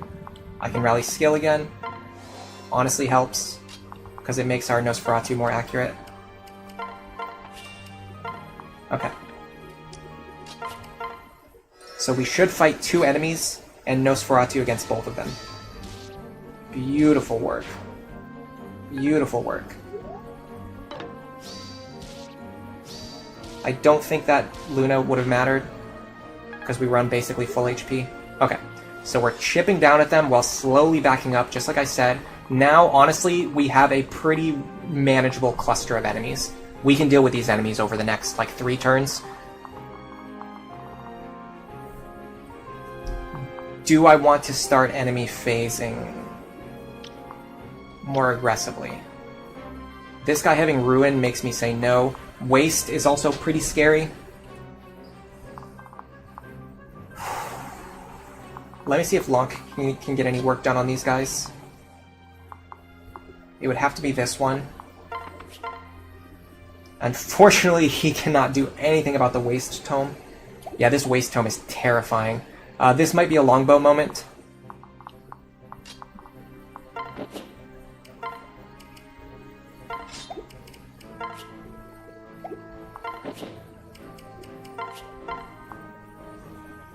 This gives us 2 chances to chip this guy down. Probably want to be standing here, right? Wrong guy. Okay, so if the position doesn't matter, then actually standing here is better, because then we can potentially use the wall for other stuff. Yeah, I want to damage this guy with the longbow, or potentially kill him. Okay, damaging is fine.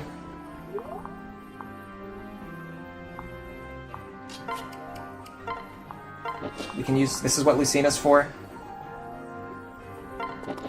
Does he have advantage? No. Can he survive? No.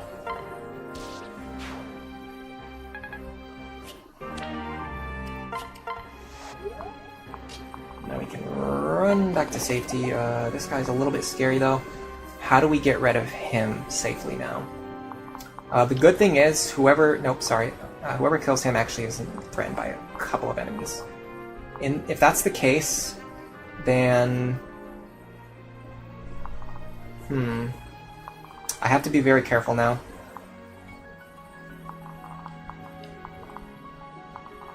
Because this guy right here can probably one-shot Saria if he crits her. Although he has almost no chance of hitting her. So maybe we just play around that. Play around the dodge. I'm not sure if that's a smart idea or not. If we can get this guy's health low enough, does he have counter? No, he doesn't. Okay, this guy does not have counter. That's huge information. That means I can beast killer him. He doesn't have Nosferatu. He can't crit. I think Cynthia can kill him and then run away. Beautiful beast killer moment.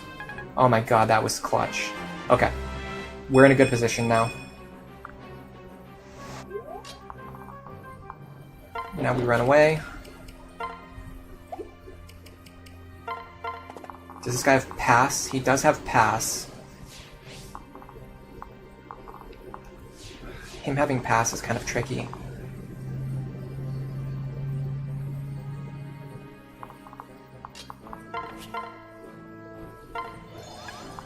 Because he has pass, I actually just want to get rid of him. I have a good chance of eliminating him right now. If I fail to do so, I can use a rescue staff. Okay, I can use a rescue staff.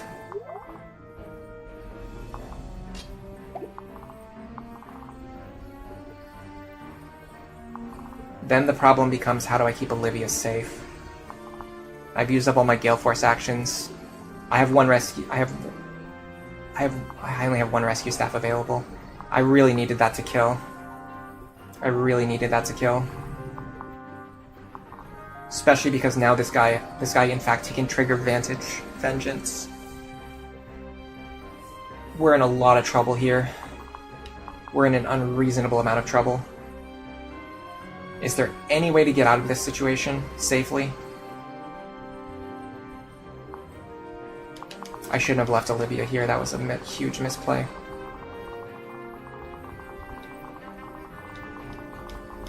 I'm trying to figure out if there's any way to get out of this.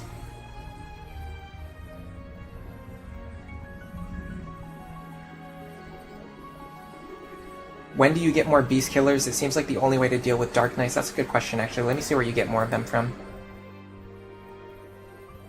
I'm sure there's a shop that sells them eventually. I just don't know. I don't know where or when. Off the top of my head. Beast Killer. Armory. Paralog 19. So the only way to get infinitely viable Beast Killers is to beat Paralog 19. That's actually important information. That being said, I honestly think you just get enough Beast Killers, like you're playing the game, that you won't run out by the end, but who knows. I have to clog the square around Olivia. The problem is he's a 2-range enemy who has Vengeance. So anything that he targets, he's going to have a chance of killing. Literally anything that he targets now, he has a chance of killing.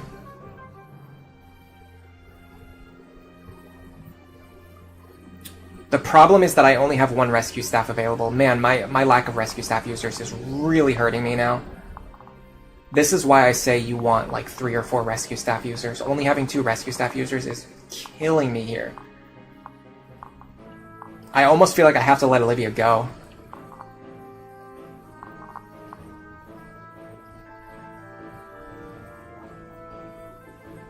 It's either that or put Saria over here and just have her enemy phase 1, 2, 3 enemies on top of the fact that she also is fighting this guy. And several of them also have counter Luna and counter Hawkeye. Like, she can't survive against this, but I don't see any other way of doing it. And she also has to dodge getting killed by this guy.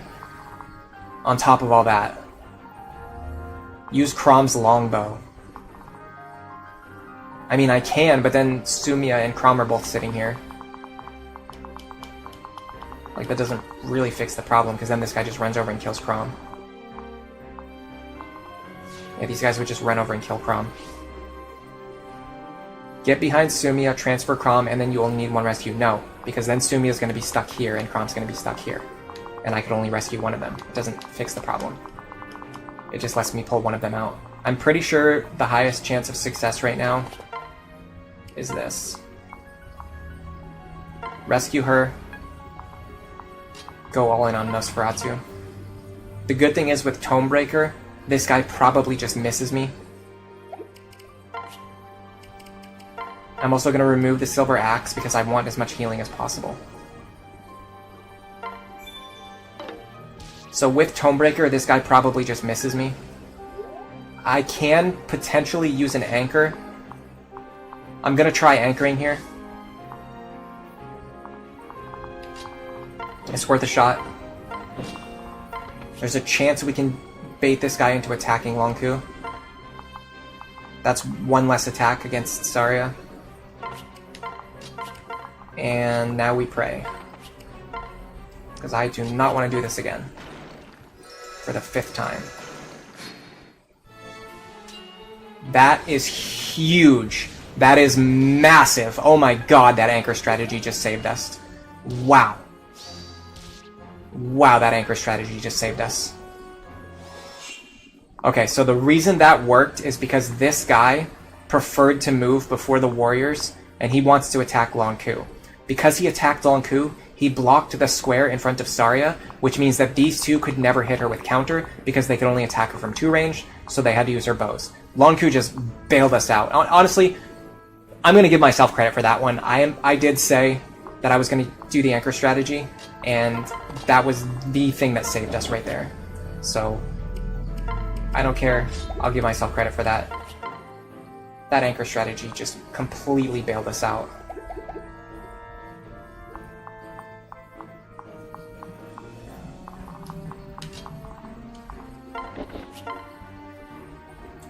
She takes 32. She kills, even if Chrom doesn't dual strike here.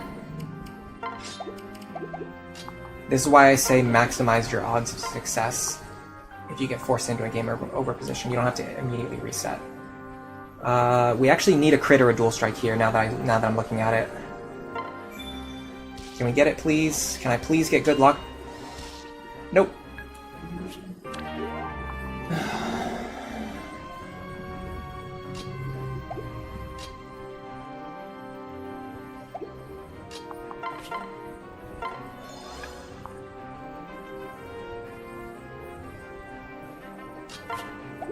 I can't even do the same thing again now because he'll just kill me.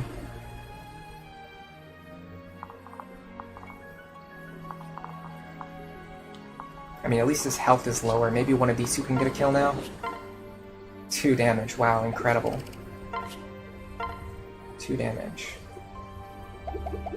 How in the world do you kill this guy?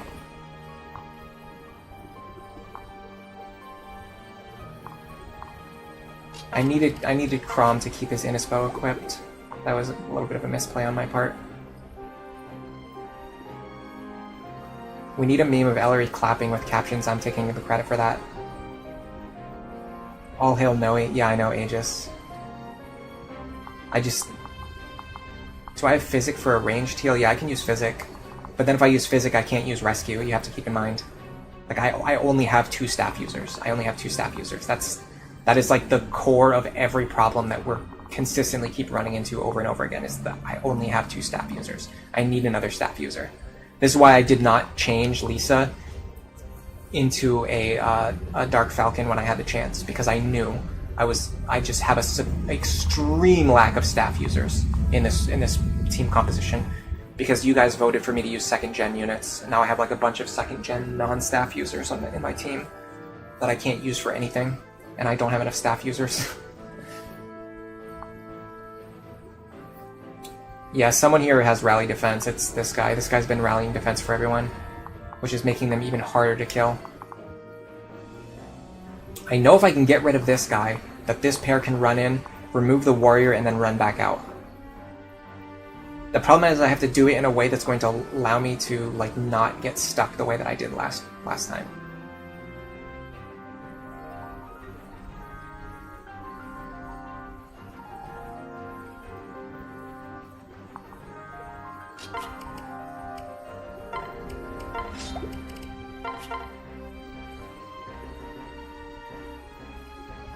This technically works. And then I can rescue these 2 to safety with my 2 rescue charges.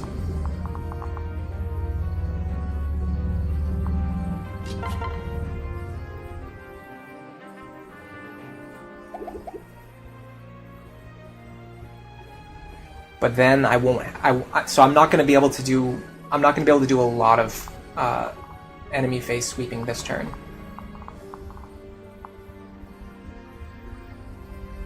I think I need Saria to be in range of just this guy. 1, 2, 3, 4, 5, 6. Here. I'm pretty sure I need her to be in this spot right here.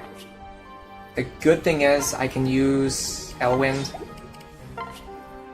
with a silver sword. I don't need Nosferatu healing. Now I should be able to pick up this kill safely.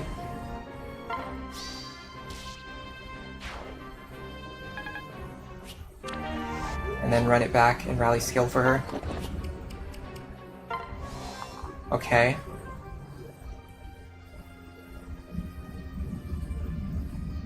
I needed to rescue. I needed to rescue. I needed to rescue. Why did I rally skill? I needed to rescue. Oh my god. Okay, hold on. This is fine. Yeah, this is fine. Sorry I can fight these two guys. I just have to waste Nosferatu charges now. Pull Olivia back out.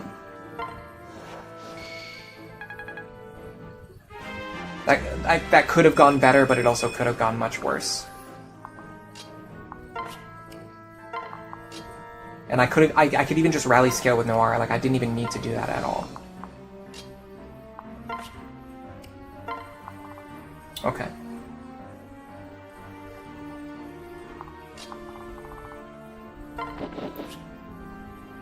Is this worth using a concoction? I think so.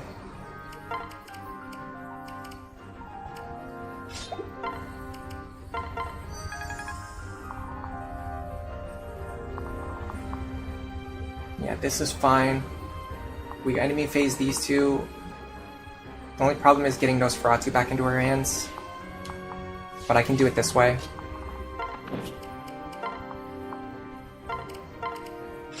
And then equip a steel bow. And you equip your silver axe. Okay, this should work. It's actually a little bit of a repeat of what we did last turn with Long Coup behind Saria.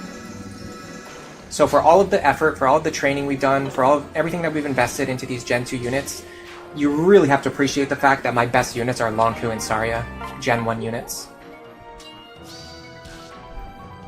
Nice. Okay. We got through it. That was brutal, but we got through it.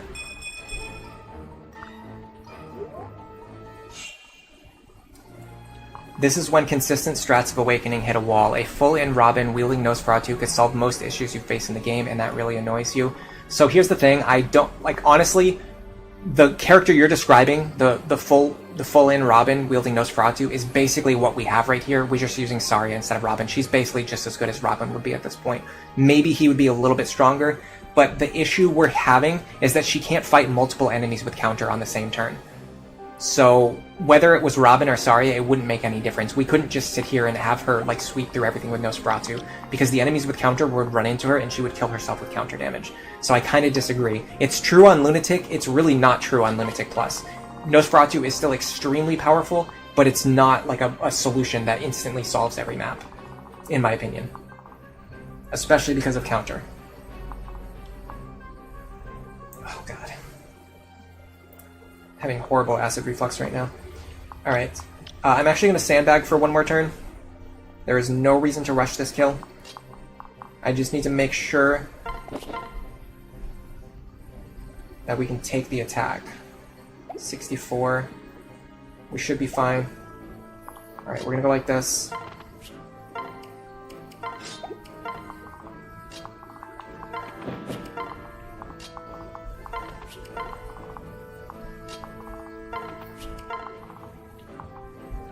Lucina here.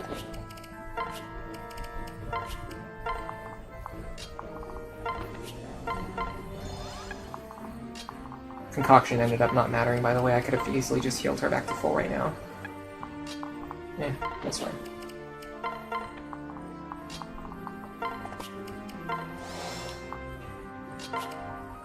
Okay.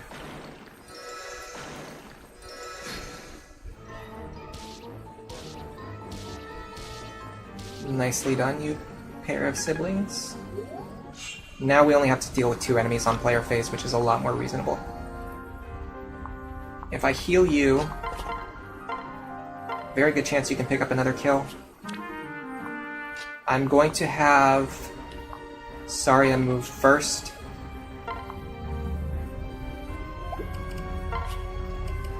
No. Because I want Lucina to be standing next to Robin, so that she gets the benefits of Solidarity, with the increased crit chance. Like this.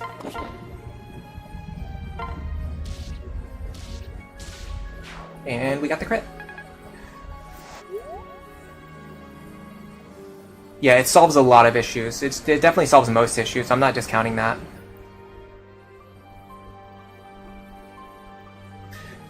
In Kurui's run, they actually selled Nosferatu because Nosferatu doesn't let you actually sweep everything. There might be strong strategies that are just really hard to discover without perfect wall mastery. Yeah, I mean, there's a lot of strategies that still haven't been explored or discovered. As good as Kurui's runs are, I hate saying this because it feels like I'm criticizing them. I'm really not trying to criticize them. I'm just saying, like, as good as Kurui's runs are, and as impressive as they are, it's mostly been, like, the iteration of one strategy. Like, they've just taken one strategy and explored it, like, as deeply as possible. And so that one strategy has been, like, optimized, you know, to the fullest extent. But if you want to start exploring other strategies, like, it really, we just really haven't gotten that much exploration of most other strategies. By the way, I think we can get Henry a kill here. Epic if true. Yes, we can. No, we can't, because this is why I talk about training, like, units that are difficult to train become even harder to train on Lunatic Plus. Because you get into this situation, you're finally in a case where Henry can actually kill an enemy, and then they just roll exactly Aegis Plus, and he just can't get the kill because they cut his damage in half. Technically, Lisa can dual strike here. Okay, so we got lucky, but, like, you can't consistently train Henry because every single time, you know, there's a very small group of enemies that he can safely fight, and then that enemy can just roll Aegis Plus and becomes impossible for him to fight, when it should be, like, the one enemy that he can't fight. So, very frustrating. I get very frustrated whenever that happens, but the reason we play Lunatic Plus is also for that exact same reason, so you have to take the good with the bad.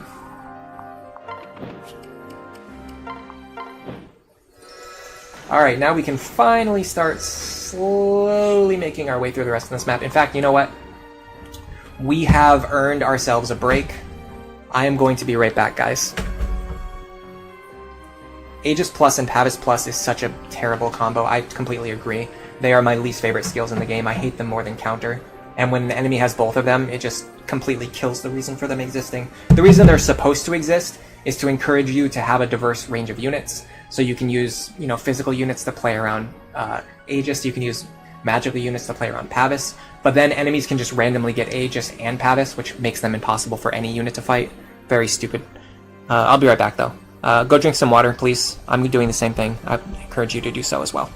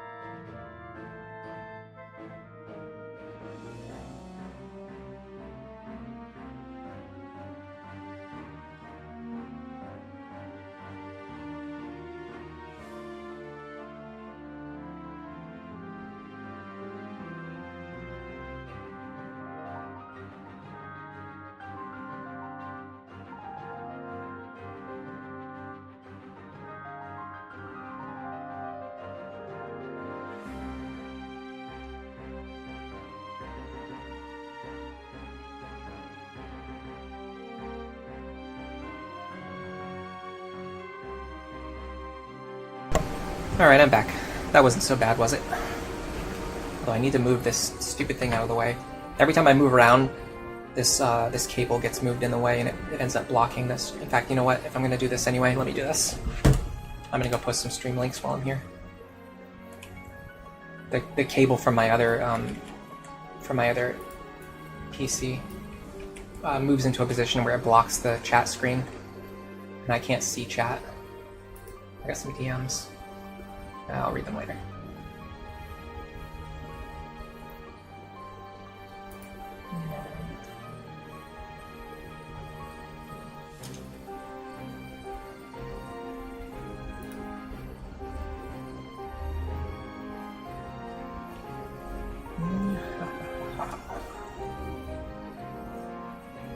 Alright, we're back.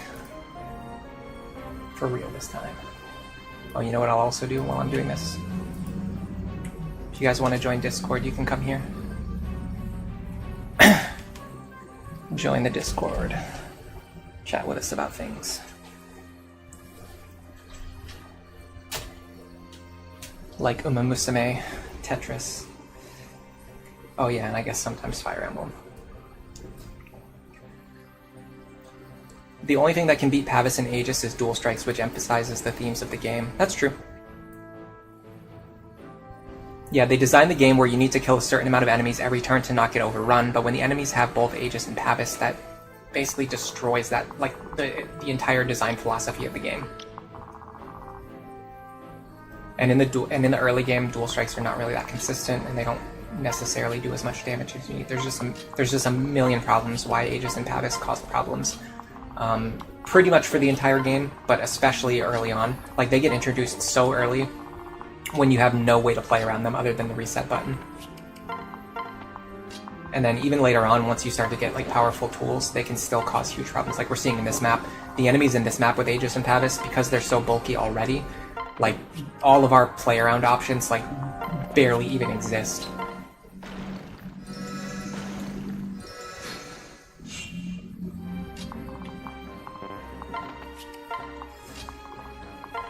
The scary thing about these sorcerers is that even once you get rid of their Mire tomes, they're actually still quite dangerous. You have to be very careful when dealing with them. I'm going to take special care to try and pay attention when they have the Vantage Vengeance combo, because honestly, Vantage Vengeance is like one of the strongest skill combinations. It's probably the strongest skill combination in the entire game. And I'm really not like giving it the respect that it deserves. Like I should be checking every single sorcerer to see if they have Vantage Vengeance, and if they do, I should act accordingly. So this one has Vengeance, but he does not have Vantage. So if I fight him on enemy phase, I can kill him on player phase. I need to use a bow, and it needs to be a character who can survive a crit because he's going to be a ruin user. That's actually a pretty narrow. That's a pretty narrow set of conditions. I'm probably going to have to use Sumia instead. Just use a Javelin. And just accept the fact that my damage is going to get cut in half. What I will do now is actually rally, too. So I'm going to want you to rally speed, you to rally res, and I'm also going to want Robin to be over here for the power of solidarity to get that crit chance as low as possible.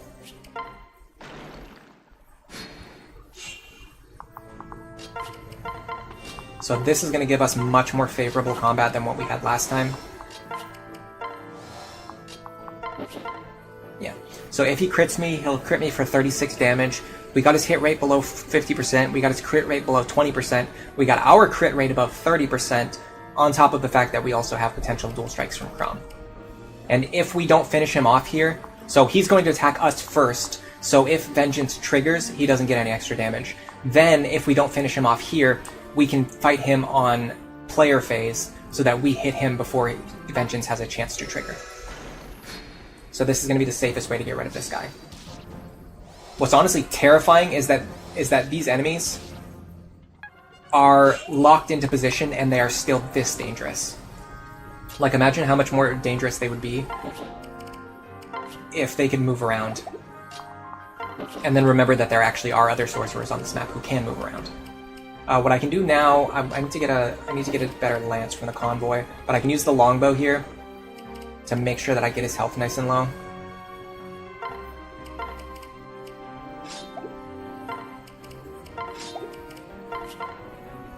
Perfect.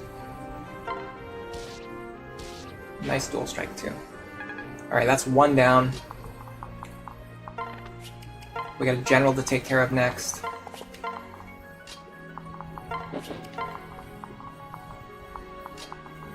Just trying to get all of my units clustered together over here in the center. This is the one, well not one, but this is the biggest downside of using like full teams instead of low man, is that it does take significantly longer to just move all of your units across the map and get everyone into position.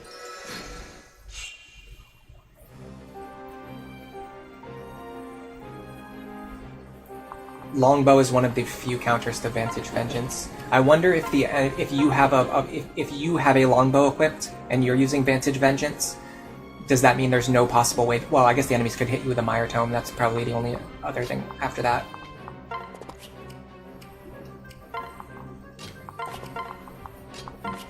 All right, what does this guy have? Counter Luna, beautiful.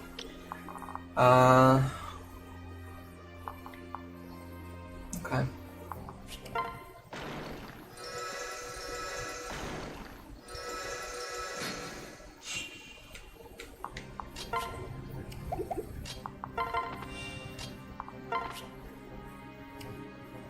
In a situation like this, the Elwind Tome is basically just as good as the Arcfire Tome.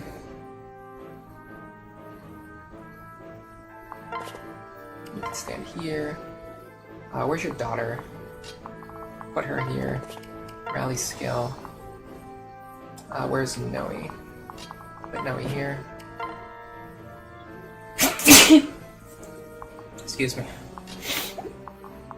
Rally speed as well, there's no reason not to.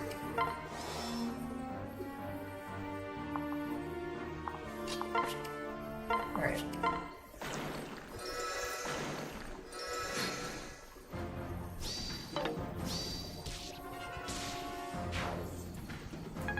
Time to talk about some chests, and also learn a little bit of Japanese conjugation and some kanji. You guys come over here. I don't really need everyone, I just need Lonku over here. So if I'm not mistaken, I'm kind of going... This is a little bit of not just a lesson for you guys, but also me testing myself on some things that I think that I know. Yes. Okay, so I'm pretty sure the kanji for open is hiraku. So I'm going to bring up my Japanese keyboard. Hiraku. And then it should be this one. To open, yes, hiraku. So first thing I'm going to do is I'm going to take this. And then I'm going to go here. Conjugation. There should be a page that tells you all the conjugations for it.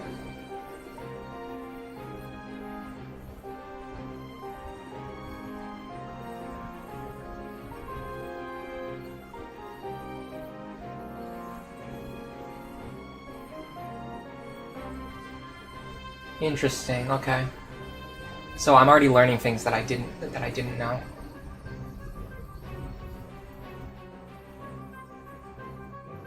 Give me 1 second. You guys can't see anything, can you? Sorry about that. I forgot that when you minimize the game window, it just like disappears from Citra.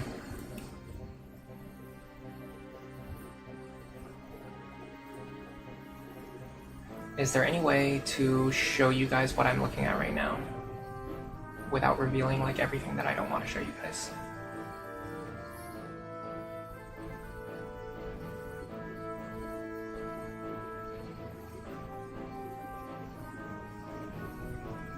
Hold on 1 second.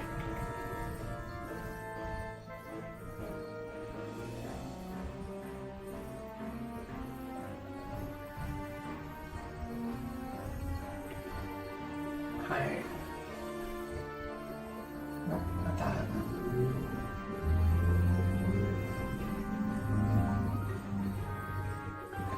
There we go. I can show you guys this.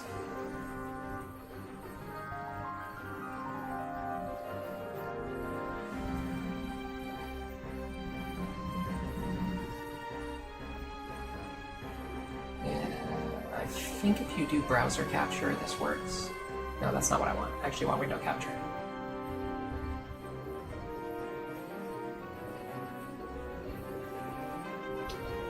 Nothing came up. Okay. I promise you guys I'm not a professional at all. Add a new source. Window capture. Window. Okay, it's not giving me the option to capture the window that I want to capture.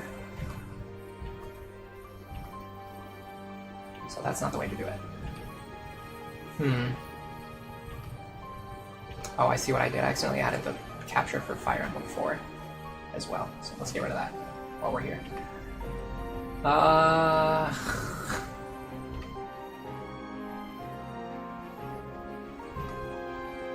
I don't want to do that. I want to capture the entire screen. Why is it not letting me do the window capture?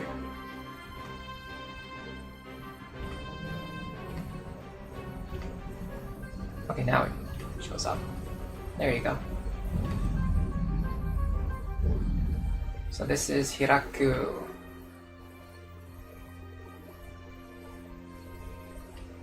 And I can do this. Transform. And get rid of all this crap on the right hand side that we don't need.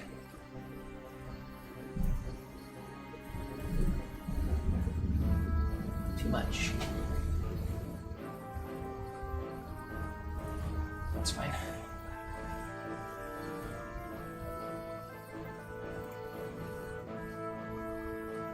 So this is Hiraku, which means to open, like as in opening a chest.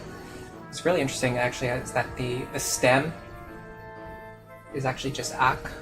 So when you conjugate it, it doesn't become like hirak whatever, it just becomes like aku. So we're gonna see this, for example, like to open or like will open. It's not hiraku, but it's actually, well, I don't know. Am I right about that? Because I know the verb itself is actually hiraku. So why is it just saying it's aku here? Does anyone know? Does anyone know why it's getting shortened to just aku instead of hiraku? I'm kind of curious to know why that's happening. Are there any other, is there anyone else here who's like studying Japanese who knows Japanese better than I do, who can explain why hiraku is getting shortened to just aku in this conjugation process? Or if this is just a case of like,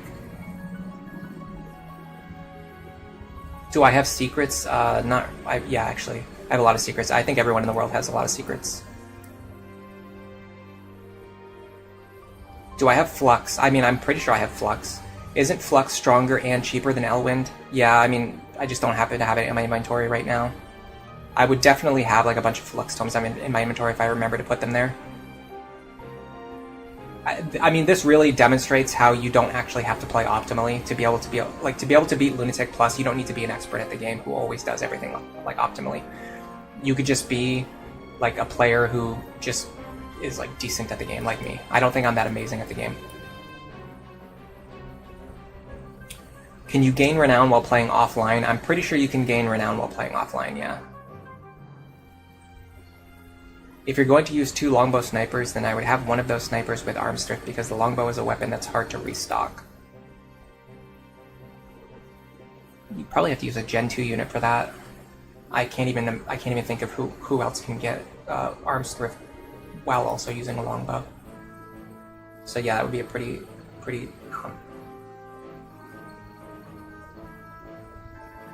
complicated build.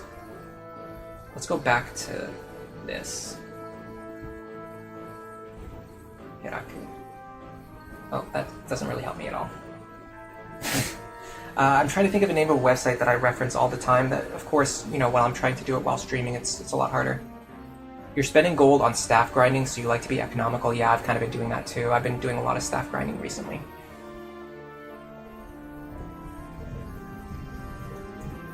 Let's see if this brings up anything. Sure, why not?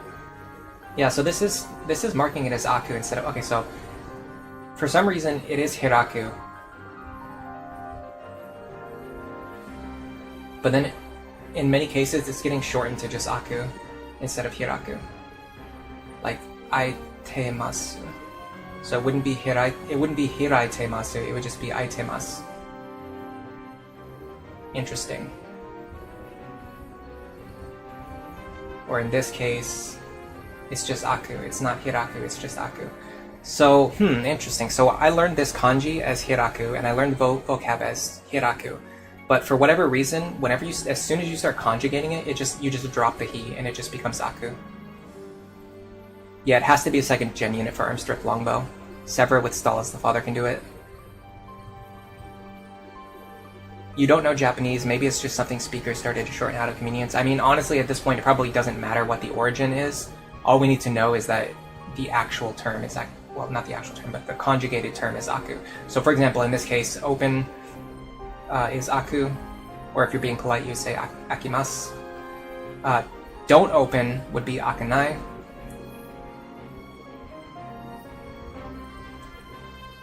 Let's open is ako.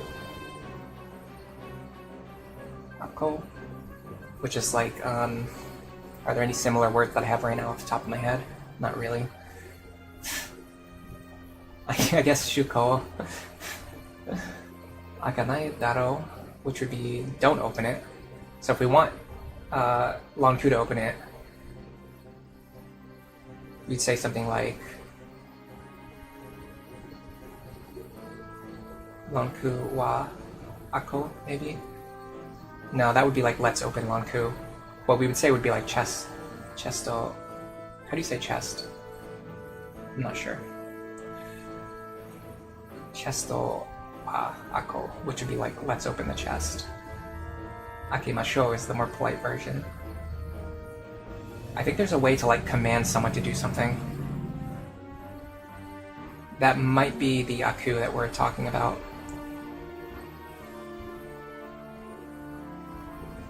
And then I'm not sure how. I think the wo particle in this case would be related to the chest itself because you're opening the chest.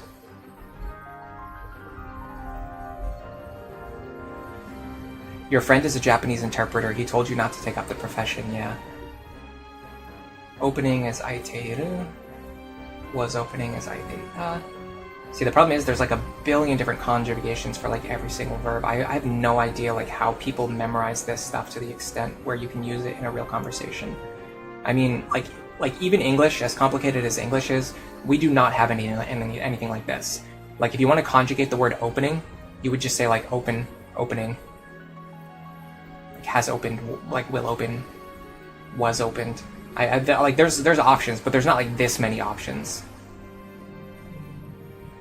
Anyway, it seems like people are more interested in discussing second generation Armthrift longbow units than they are in discussing Japanese. So I'm not going to dwell on this too much longer. But at the very least, I know that hiraku means open. And then apparently when you conjugate it, it gets shortened to just aku. So I think this aku would be the one where you're like asking someone to do it. Akimasu would be the polite way to do it. So I guess I would say something like, I don't know how to say I don't know how to say chest though. What we can do is we can actually use Google Translate for that. Go here. Chest. This version of chest is what we want. Kinko. I wonder what they're called in Fire Emblem. They might just, honestly, they might just be called like Chesto or something, because Fire Emblem uses a lot of like loan words. It doesn't really use, like it uses them even when it doesn't have to. The only thing is, there's a couple of other options too, though. Like Mune. So it could be Mune or it could be Kinko. I think Kinko is more like a safe or a vault. So I think in this case, we'd probably use Mune. Mune. So you'd say like Lonku Mune wo akimasu. So Lonku, please open this chest. And then after 10 minutes of just wasting time doing this,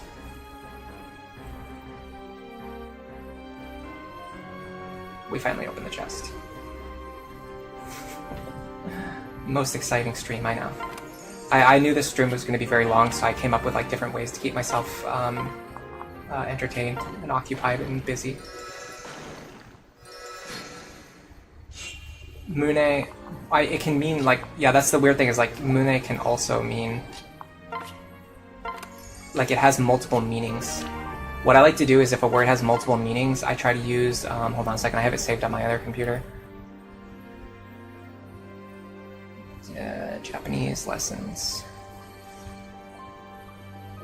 Man, it's been so long since I've used some of these sites, to be completely honest. Weblio, that's it. So what I would do is I would take this kanji for Mune, and I would take it to Weblio.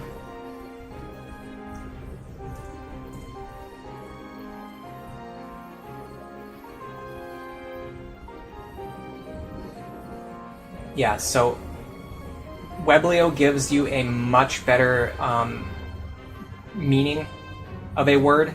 Oh, sorry, you guys, I turned off the browser source. Let me turn the browser source back on. This is actually a valuable lesson if you're trying to learn Japanese. Weblio gives you a much better meaning of a word, like a definition of a word, compared to Google Translate. Google Translate typically gives like pretty bad options because it just gives you like every possible like meaning of a word, and sometimes like they're not even correct. Like in the case we just found out with Mune, that actually means like a human's chest. So let's go back to Kinko, which was the one that I thought it was to begin with anyway. So if we look at Kinko, this is like a safe, a cash box, or a vault. So we're trying to figure out, is there anything that's like a chest? And what I'm thinking is there's probably not a word for it. Like we probably need to find we would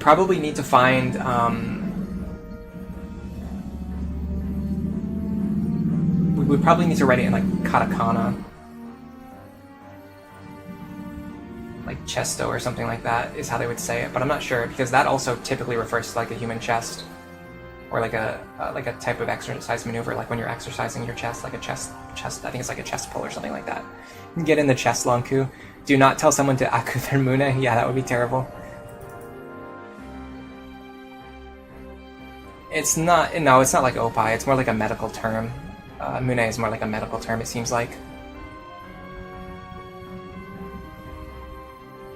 So the closest one we have right now is this Kinko, but I feel like that's not exactly it either. That's a rib cage. That's a safe.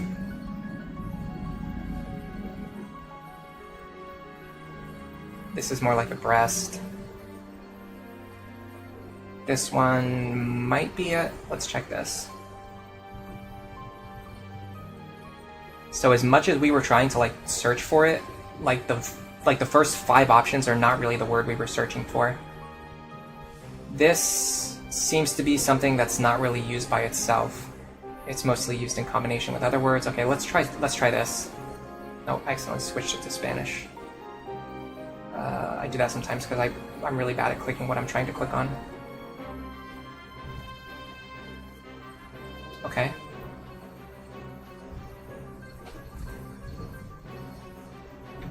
Japanese, please. Okay. So let's do this. Let's search for treasure chest. Takarabako. So there's actually a very specific word for treasure chests or strong boxes. Takarabako. Yeah, this is probably the closest.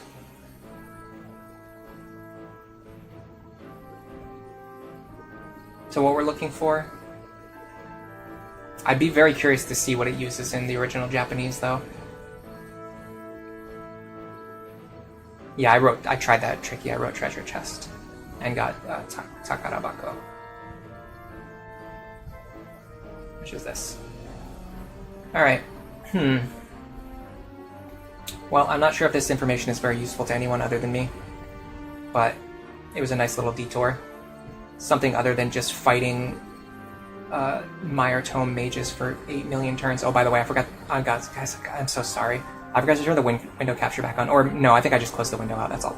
I think you guys could actually see the window capture. Yeah, you guys could see it, okay. I closed out of the window, and then I went back to to Streamlabs, and then it looked like I had forgotten to turn the window capture on, but no, you guys could actually see it. The chat is very delayed. It's a combination of the fact that the chat is very delayed, and also I don't really look at chat as often as I should. So it's a couple of different factors. Anyway.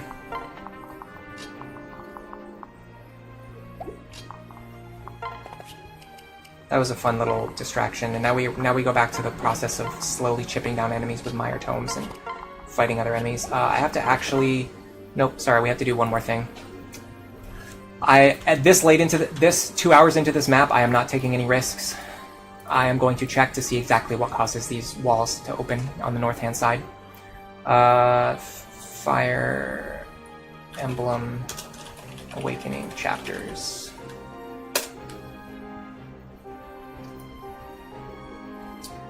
We are looking at Daughter to Dragons. Oh, by the way, if you want the Beast Killer, you have to defeat chapter Paralog 19, which is the one where you fight, the one where you recruit Walhart. So you're not really getting infinitely viable Beast Killers until a very long time into the game, if ever. And in fact, it technically requires Spot Pass, because you can't unlock the Walhart chapter unless you save edit your game, or if you use the Spot Pass to unlock it. Enemy data. There's information on the walls, but I don't know where it is. Walls. Here we go. If a unit enters the center hallway... No. If a unit approaches the second door... Nope. The third and final wall does not have any patterns of breaches. 2 breaches will appear after the door is opened. Okay, what does that tell me?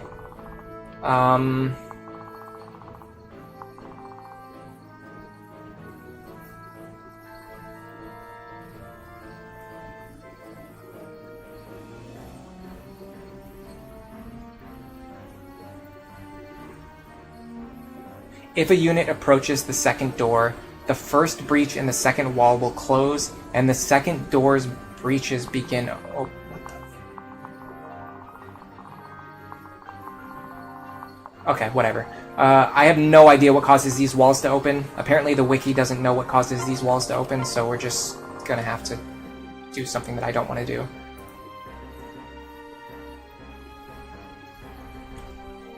Yeah, so you get a renowned Beast Killer, you get Chapter 12 and Chapter 16 Beast Killers. You need to mostly wait for Anna to bring you one. That's honestly a good point, is like if Anna brings a Beast Killer, it's probably worth grabbing it. There is one trick that I know, which I'll show now. In a few turns when Long Q gets over there. If Long Q opens this door, this will cause all of these walls to open. See that? So now we have full access to this second corridor.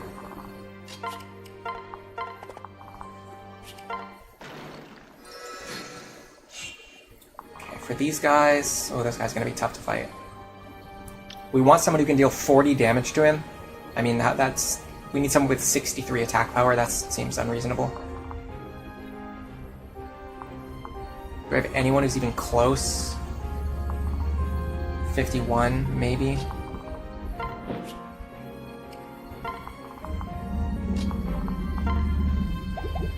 How would I get her strength? I don't think I really have any strength boosting classes. Yeah, not really. I don't think I have anyone who can one-shot this guy. And let me double check. It might actually be possible. I think I'm overestimating how much attack power I need.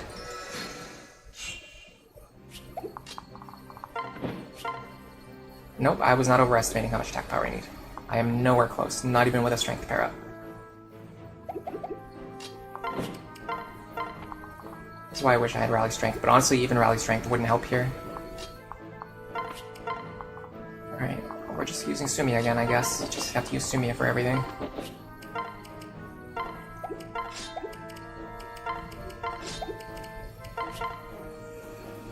Technically, I need to get her on full health before I do anything risky.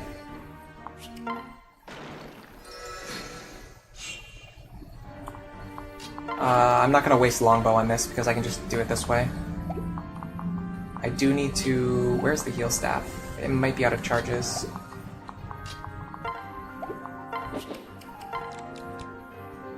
Yes, the heal staff is out of charges. Oh, I have the netter though, that's great. That's actually fantastic because I only need to heal a little bit of HP so that I don't get one shot here. I'll also do what I did last time, bringing over my rally characters to help with this. So I'm going to rally speed here. I'm going to have Robin standing next to you, and then I'm going to rally res from the other side. So this should be fine.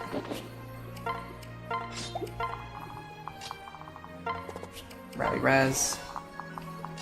Rally speed. Okay. That's why we had to use Sumia.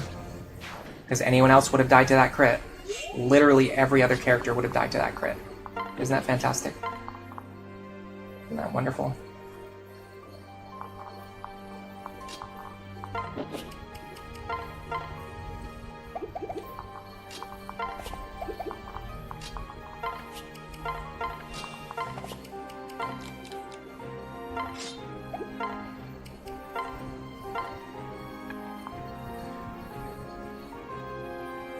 You're just about to start Conquest Lunatic Chapter 10 on your Iron Man. You're very afraid. Yeah, that's a pretty scary chapter.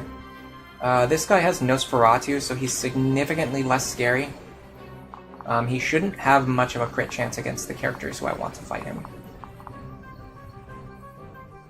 We're on 152 turns already. Yeah, I mean, this map is just absurd. This is the dumbest map in the entire game.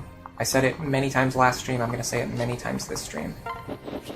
I still have many more times to say it. This is an extremely stupid map. Who should we give this shiny spot to?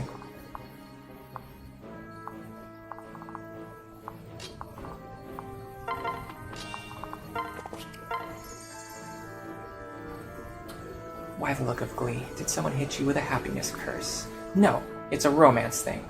Would you like a few tips? Another meat cloak. Flavia can get Armthrift Great Knight, but that's very late, and also E rank lands. How many attempts on this map today? We're on the... This is the first attempt of today. It's just an extremely long map. Extremely long, extremely tedious, extremely stupid map. That should never have been designed the way that it was designed. There's like 5 different things that are in this map that they could have just not done, and it would have made the map better. And instead you have all 5 of them combined together to make the map even more obnoxious. Okay.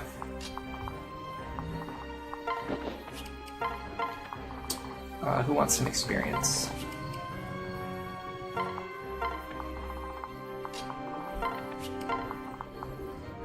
I have to be careful because he does have Vengeance. In fact, oh my god, I'm very glad I noticed this. He has Vantage Vengeance. So we'll probably have to use the longbow on him. In order to conserve longbow charges, what I will do is I will try to fight him with a character who can kill him in a single round, which is probably going to be Longku. Longku probably gives me the highest chances to one-round this guy. I have to make sure that he can't kill me, though. 45. No, he cannot kill me. He cannot crit me. I can crit him. This is the way. Go like this. Killer bow. Rally here. And if possible, we'll even put Zarya next to you. Okay. This should maximize our chance to have Longku kill this guy in a single action, so that we don't have to deal with Vantage Vengeance. There you go. That's why we use Longku. Everything went perfectly according to plan. Now, unfortunately, I need to break one more Mire Tome, and I do not feel like bringing What's-Your-Name all the way over here. So we're going to pick another character who can survive a hit from the Mire Tome, and who hopefully will not dodge it too much. Chrom looks like a decent option, although his res is very low.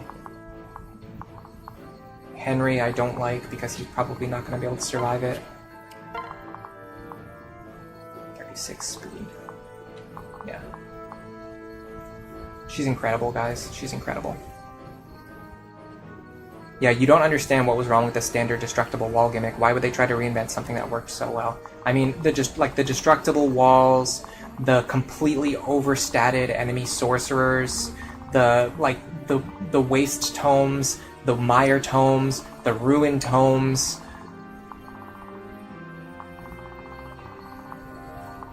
There's just like a million different gimmicks that didn't need to be in this. Can Lisa tank it? I mean, she can definitely tank it. I just don't want her to keep dodging it because then it's going to take forever. Well, let's see if he has Hawkeye.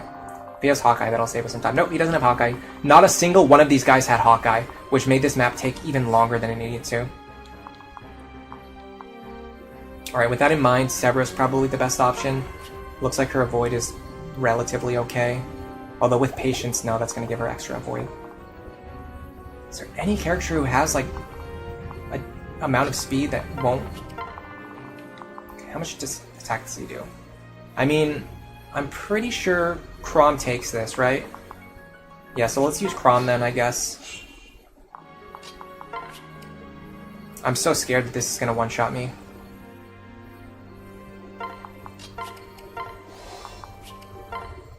Or crit me or something else. Like, I'm so terrified. Like, think about how much time we've wasted on this map already. Okay, so here's the big problem. We do not have enough staves to deal with, to put up with this. We do not have enough heal staves for this. We just don't have the staves. I can use the Netter.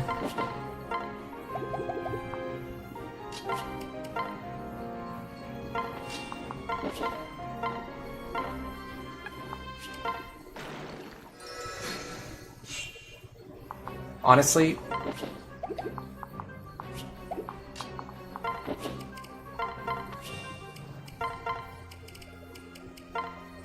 we need Lisa to do it.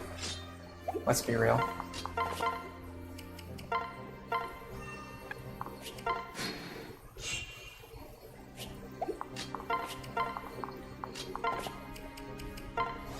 Can I pair him up with somebody that's not going to boost his speed, but will give him a decent chance to dual guard? I don't think so. I think all of, like, I put so much emphasis on speed pair-ups. Everybody who can pair up with him, or who could, oh, you know what, actually, Robin can dual guard for him right now. So we're totally fine on that front. This should be okay. I think we're okay if we just do this for a few more turns. We're taking 34, so as long as we can heal above 34, we're safe.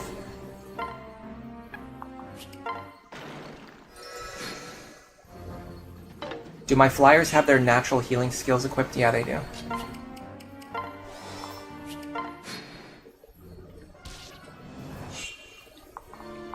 You're talking about relief. She does not have it. She still has it.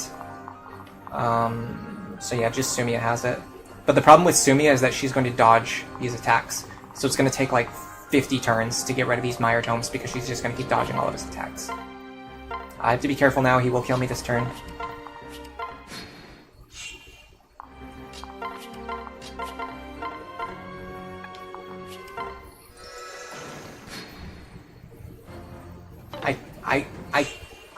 I can't, I mean, I can use the flyers as bait to conserve healing staff charges, but if I do that, it's literally going to take like 50 minutes. I'm not, like, I just don't want to do that. I just don't want to do that. Because Sumia will keep dodging all of his attacks. You get what I'm saying? Like, I don't want to sit here and just, like, have Sumia dodge 40 attacks just to get hit 10 times. It's just not worth it. Especially because we have the Netter. If we didn't have the Netter, I would have to do that. But, like, with the Netter, like, sure, why not? We can make this take 20 turns instead of 80 turns. Oh my god.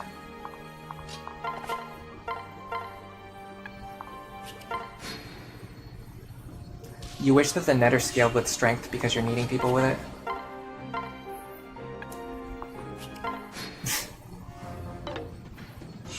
Yeah, the evasion is too high.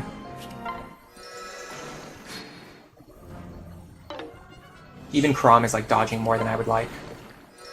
One thing you dislike about Fates is that they try too hard to have a gimmick on every map. Not every map needs a gimmick. If you put too much emphasis on a gimmick, you just end up with maps like this, yeah. I mean, this map has like 6 gimmicks and they're all bad.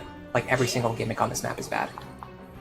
It's just unfathomable why they thought this, like, any portion of this map was well designed.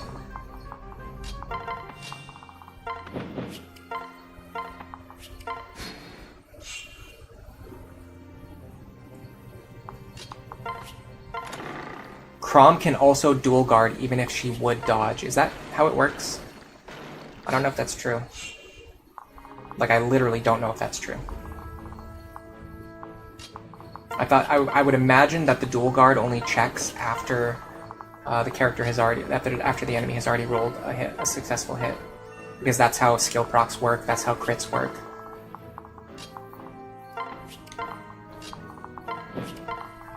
Okay. Now, having done this before, like 2 years ago, I don't feel extremely confident that I remember exactly how this works, but I think if you move close to the door in the top left, the walls at the top will start opening. But if we just fight this guy, it shouldn't cause any problems. So let me try. The scary part is that if I'm wrong, a million enemies are going to run out and they're just going to kill me. Like 1,000 enemies are going to run out of this door and just kill all of my units. It's very difficult to plan around it. I will say though, having these doors permanently opened allows you to plan a lot better, as opposed to having the doors just like randomly opening and closing every turn, which there's no way to plan around that. I want to get rid of this guy, but I'm very scared that if and when I do, the door is going to open up and a bunch of enemies are going to run out and attack me. Honestly, can I risk that? Look how far look how far this guy reaches.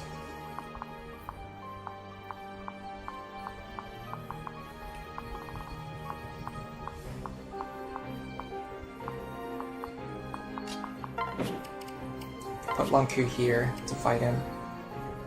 But I don't necessarily know that Lonku can even fight him safely. 49.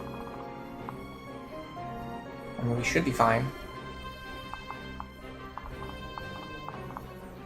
Problem is I need to get them to open the door in a way that, like, yeah.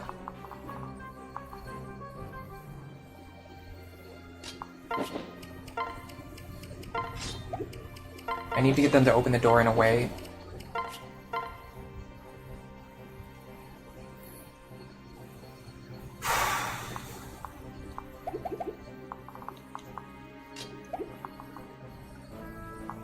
I hate this map so much, guys. I hate this map so much. The thing is, like, if there was a way to understand how the walls behave, it wouldn't be nearly as bad. But the fact that we have no way of knowing how and when these walls are going to open is just ridiculous. Like, that is horrible game design. The only thing I can think...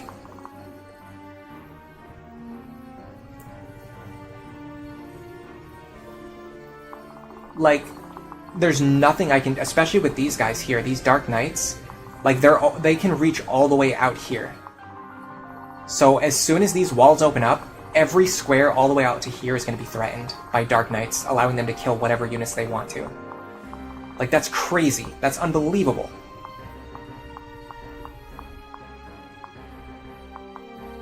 I can put a unit here. Rex Caliber is pretty scary, but I can actually do this. I can Silver Bow him. I can even do Beast Killer as my backup. So my setup is going to be something like this. Lonku here, Chrom here, and then I'm going to want the Saria Robin pair on this side.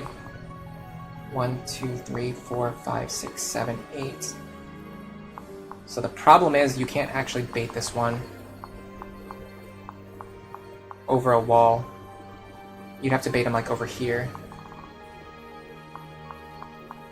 which is also in range of this Tomahawk guy. Let me put Robin and Saria right here. with Nosferatu, which, by the way, I'm running low on charges.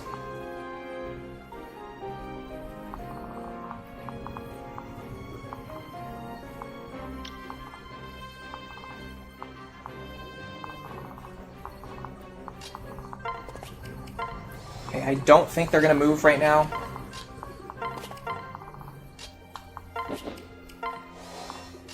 I also need Olivia, like, way out of here, like, way out of harm's way. Because once these enemies start moving, like, there's going to be no safe place for me to go. Okay, I don't think they're going to open anything yet. Yeah, they don't open anything like this. So my next plan... This is where having that second lock touch unit would be really nice. Because I want to keep Lonku here, but I also want him to open this door. And I can't have him do both of those things. I could have Noir do it with a door key. That is certainly an option.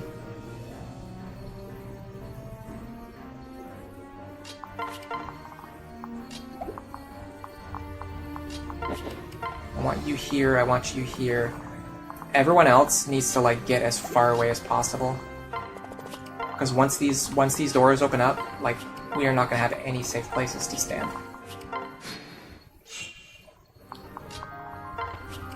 Like, we need to like get back around this corner as soon as we can.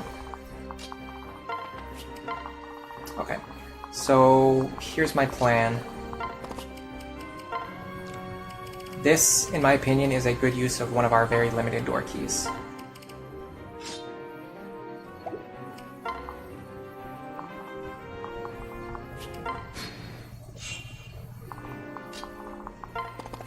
What I'm going to do is...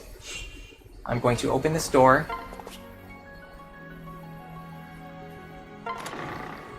I'm going to rescue you as far as I can, which is pretty far. I can probably rescue you all the way over here. Yes, I can. Then I'm going to go like this. Then I'm going to rally speed. In fact, I can rally speed for both of them, maybe. 1, 2, 3. No, I can't. Okay, just rally speed here then. We're going to do Silver Bow here. Killer Bow here, Nosferatu here. This should allow us to chip through as many of these enemies as we can on the very first turn when they start moving.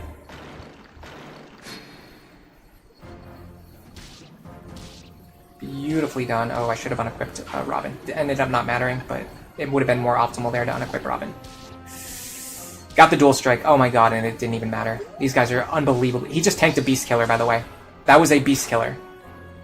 That was a Beast Killer dual strike. He tanked it like nothing.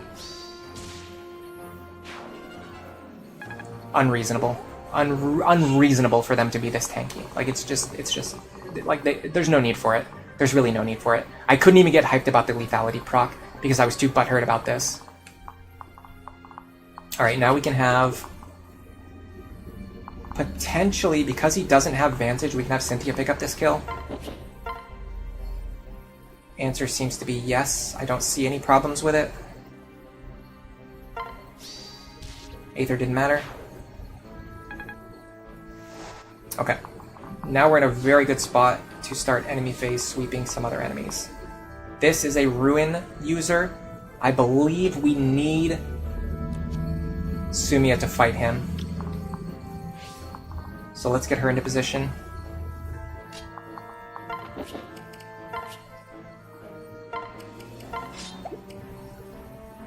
I'd like for Robin to be standing next to her. Unfortunately, that doesn't seem possible.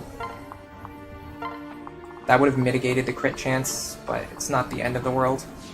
Next is going to be the Spear user. Okay, this guy's scary. He has Luna Hawkeye. He's going to deal like 58 damage to whoever he hits. Probably a little less, but not enough for it to really matter. Is there any way I can... I'm pretty sure... 1, 2, 3, 4, 5, here. I'm pretty sure if I put Noe here...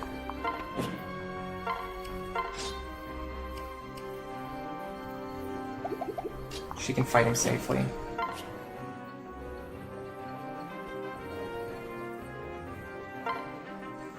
$58 minus 10 is like 48. Yeah, she takes this. Alright, so Noe can go here. Hand axe equipped. Armor Slayer would be really nice here, wouldn't it? But I was too stupid to prep my inventory. Alright, rally speed here. Absolutely terrifying enemies. Let me get these two ready to perform some actions next turn if possible or if needed. Lisa can start moving away. Okay, my other characters can kind of edge closer to this wall now because we don't have the Dark Knights threatening us. In fact, let me put Lucina closer to the action.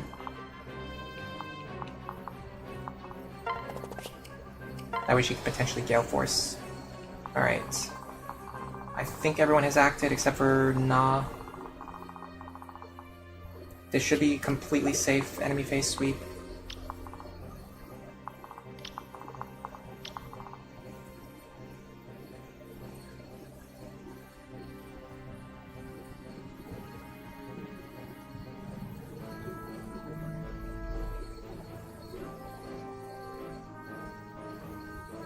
You think these are like ambush spawns that you can see instead of ambush spawns that you can't see? Yes and no. So the annoying part, like if it was just what you're saying, it would be cool. It would actually be good. What makes it bad is that the walls just randomly open and close, which means that you don't actually know when they're going to come out. They just randomly come out whenever they feel like it, and it can mess with your you can't really plan around that because they're always like entering or exiting through doors at like random times. So you could be trying to fight like one guy and then, oh, well now guess what? The door's open and now another guy can attack you. But then like other times it's like you want to fight the guy but then he won't come out. So it's like there's just like a million reasons why it's just horribly designed. By the way, another crit. This is why we have to use Sumia here, because whenever these guys crit, we just instantly die. I think I can use the Recover Staff this turn. Problem is I have to stand in a very specific square so that only this Risen Sorcerer can target me, and nothing else can target me. And I also did really not do very much damage to the enemy, which means I have to really be careful. 1, 2, 3, 4, 5, 6, 7, 10. In fact, I'm very glad I double-checked that. This is the square I want to be in. Now if I go here and go into the convoy, I should be able to get the Recover Staff.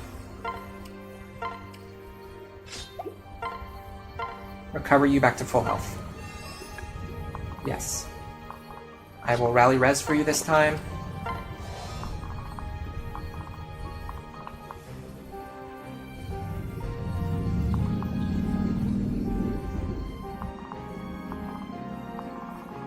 I don't have any other staff users available.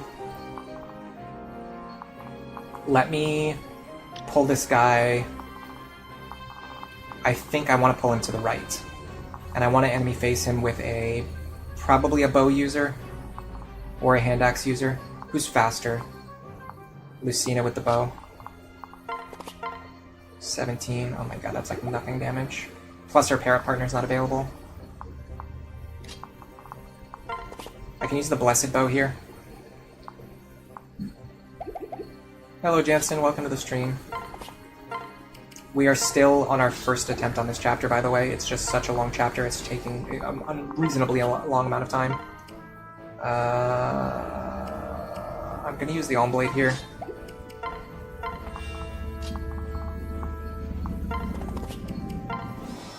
Okay. Now, because Lonku and Noe are both on low health, they just need to get out of here. Yeah, I don't really have a good option for utilizing them.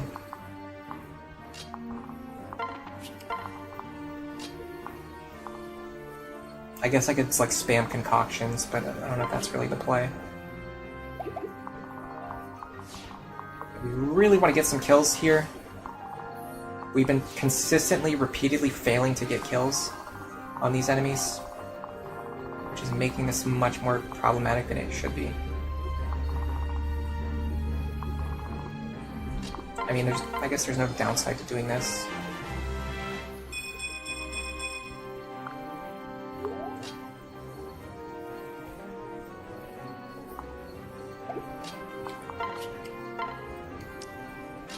Alright. Finally, he didn't crit us. Okay. Okay. Probably the most dangerous enemy is gone now. That was a nice crit. Got rid of 2 very dangerous enemies. Now we're down to just a couple of enemies that are not really that threatening. This guy does have a spear, so we have to be aware of that. Whoever fights him needs to be capable of taking a hit. I could potentially have Lisa do it. 54. He deals way too much damage. Even Lisa can't take it. 26, 13, 44, 57. God, she just barely survives if we get... And that's only assuming my math is like perfectly accurate. What I can do is I can actually leave this guy alive for 1 turn and just focus on killing these 2. I think that's the play. She cannot quite reach her para-partner. Perfect. Wonderful.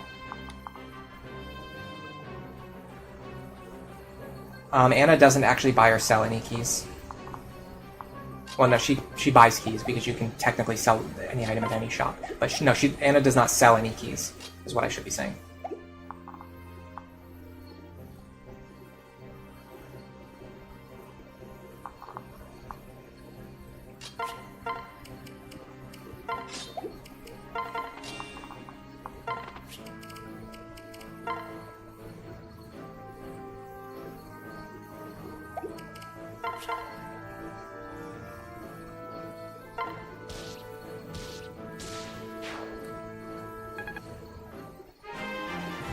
Put the soothing sword into Long Chu's hands. Oh, that would have been a good idea. Is he holding it? No, he's not holding it. How can I do that if he's not holding it?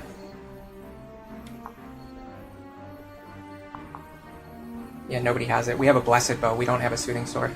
Do you mean the blessed bow? I could have equipped him with the blessed bow. Alright, this guy right here is not immensely scary, but he's still pretty scary. Let me start with this. The scariest thing is I just don't have any units over here that can like consistently reach this guy. So if I don't get like the crits and the dual strikes that I need, yeah, I'm gonna have a guy left alive on like, you know, a reasonable amount of health that could cause problems for me. I think Lisa can take him out though. Yeah, she can take him out.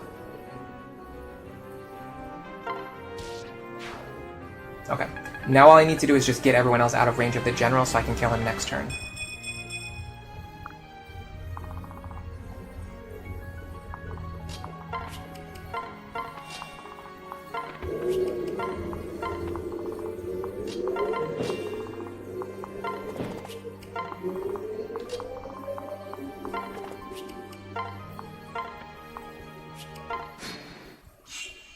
Okay. Once again, I have to keep in mind that he does have a spear.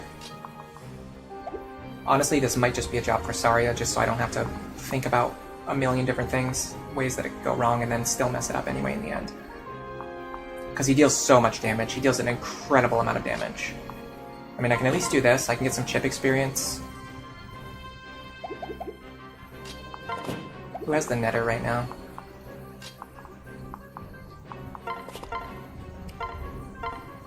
Go like this, go like this.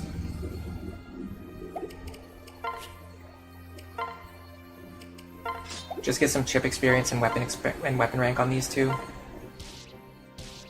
Pretty sure I survived this, yeah. I wasn't gonna calc it, because I'm just like beyond my limit at this point. And now, possibly even give this to Robin.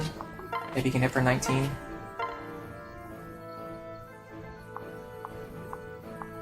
I mean, we can always dual strike, yeah. And then even if we didn't, we could give the kill to someone else, so that's fine. Alright. Now the only thing we have left are a couple of Mire users who have already been basically dealt with. Although we have to be, you know, these guys are still kind of scary even though they're completely stationary. And then the boss, who is also very scary despite being stationary. I'm very strongly considering using the longbow on him. I'm telling you right now. It might be possible to have Sumia fight him for 1 turn safely, and then after that, because he has Vengeance, I would switch over to using the longbow.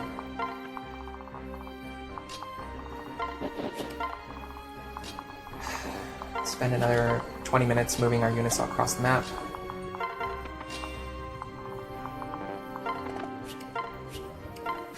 Good thing is nothing else on the map moves.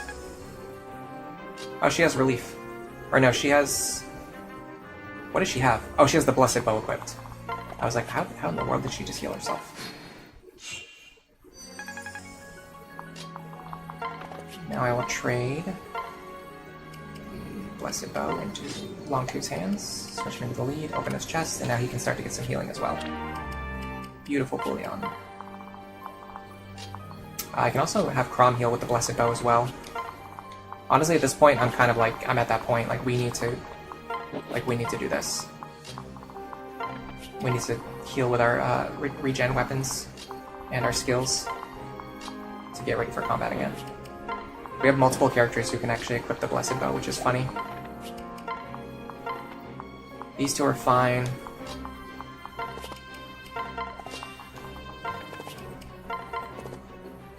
Have Lisa and Henry met the requirements for their support? Yes, we had them fight together 4 times at the beginning of the chapter, so that I wouldn't have to think about it again for the rest of the chapter. And you see why now, because, you know, for the rest of the chapter, we're just constantly getting overwhelmed by enemies.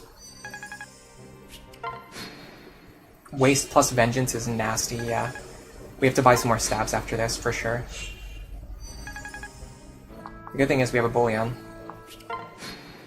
We can use that to fund some staff purchases. Honestly, I'm thinking about trying to figure out a way to get another staff user into the party, because I'm getting devastated by the lack of staves at this point. Do I have any kind of like Blessed Lance or anything? Lances that gives regen? No, I don't. Unfortunate. I think I still have a Soothing Sword. I do have a Soothing Sword, so anyone with a sword can get some free healing. Although honestly, I don't really have that many sword users in the party.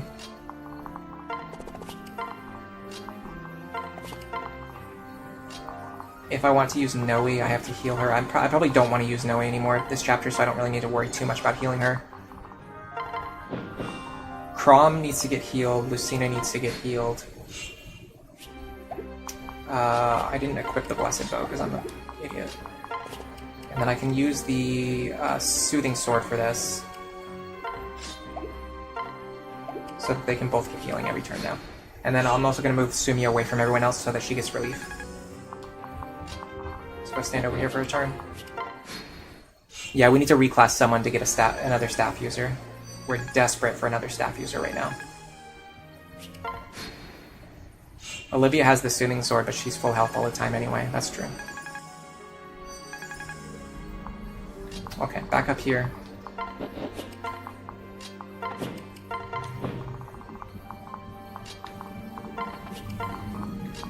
I believe we already calced that only Sumia can fight this one safely. Nah, that shouldn't be right.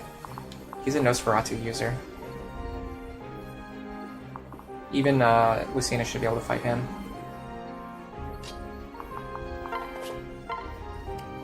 Get some bow rank while she's at it too. So we're going to be doing Rally Resistance. Fortunately, she can never get rally speed from Cynthia because Cynthia's always paired up with her. That's something I wasn't really considering in the past, but which kind of has like pretty big implications now. Alright. So we want these two paired up. We can get rally skill this way. So rally skill. Rally res. She can have her father next to her. And then stand here, and I don't see any problems with this. Should be fine. The scary part is Vantage. Because with Vantage, like, he can always heal himself before we hit him. So we have to factor that into our combats. He actually doesn't deal enough damage for it to really matter too much. Okay, perfect. And then we switch back to the Soothing Sword. Get some free healing.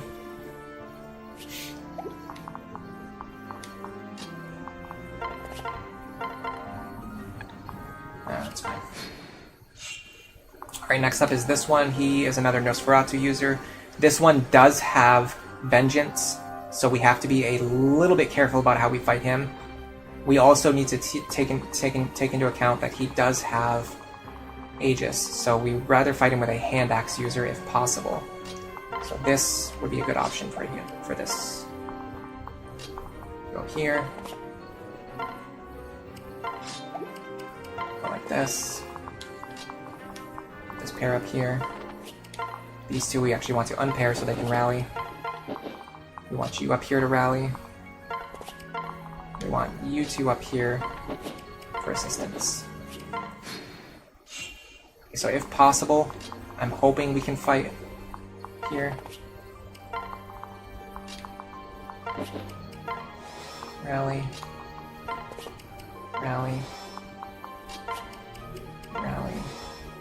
And then, who would she want next to her? Oh, just Robin, yeah. Okay, so, rally. Rally. Rally. Because he's going to hit us first, we don't have to worry about Vengeance this turn. We deal pathetic damage to him, but at least we can land crits, I guess. That's something, isn't it? And then Robin next to her to boost her crit rate to 40.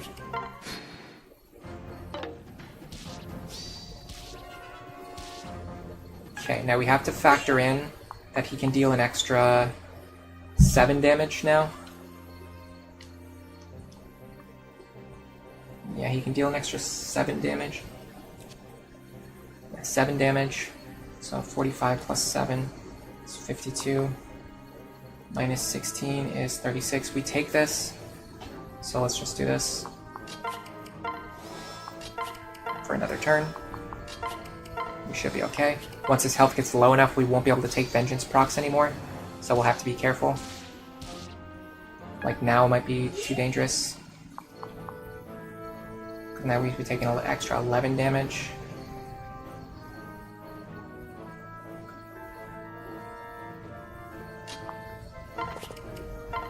So now what I'm going to do is this.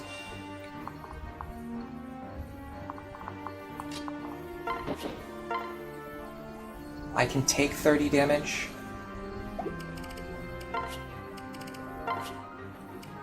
We want crits and dual strikes here to finish him off safely. If not, we're going to have to switch over to longbow strats. Okay, dodging helps immensely too. Does he have Vantage? I can't remember. He doesn't have Vantage, so if we can one-shot him now, we can give the kill to whoever we want.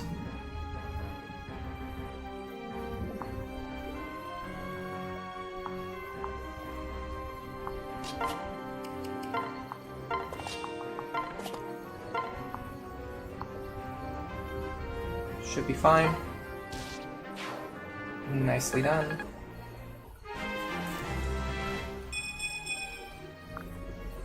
Technically, we can switch her to whatever class we want now, although I see myself keeping her as a hero.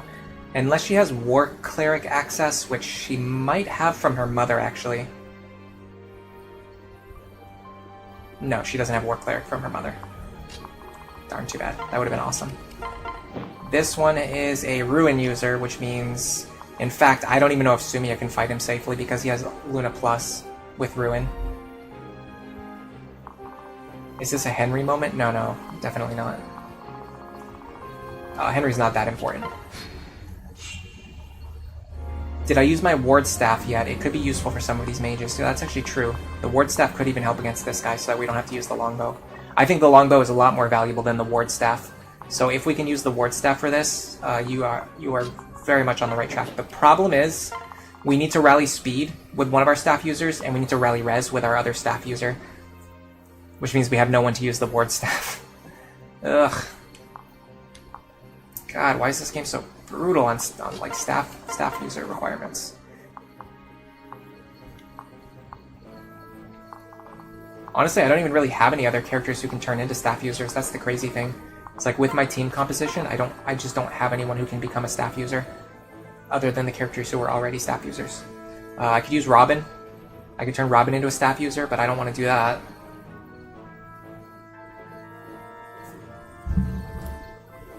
And who does that leave? Lucina can do it, but she doesn't have enough levels.